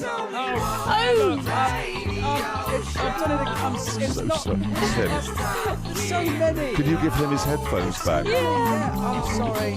Thank you. It's 7 minutes to Catherine, 7. thank you very much, but it is 7 minutes to 7, and James May is back. Where have you been? Thank you Where for did making you my go? headphones smell so lovely. Where did you go, James? I went out in our rubbish Cadillac to see what your programme sounded like out in the real world. How did it sound, mate? It sounded rubbish. That's It is cool. the worst radio programme I've it? ever heard. I mean, it's authentic. You sound like local radio because you got, some mad woman screaming on the phone and you talking in the studio and you interrupting. Yeah. But it's just Bad. not relaxing. Righto. And I did ask quite a lot of other local people what they thought of it in their cars. And?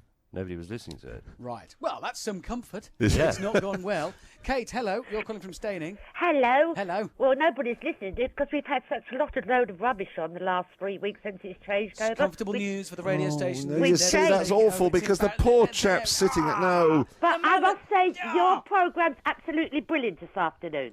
Fine, I don't know. I don't think this is a fair reflection of the callers that are actually... Because every time I go outside, I'm watching people in the office going, no, I'm sorry, really, honestly, they won't Have you be going seen the in a text? minute. I've got one down here. There's one about us, and I can't read a single word other than get those.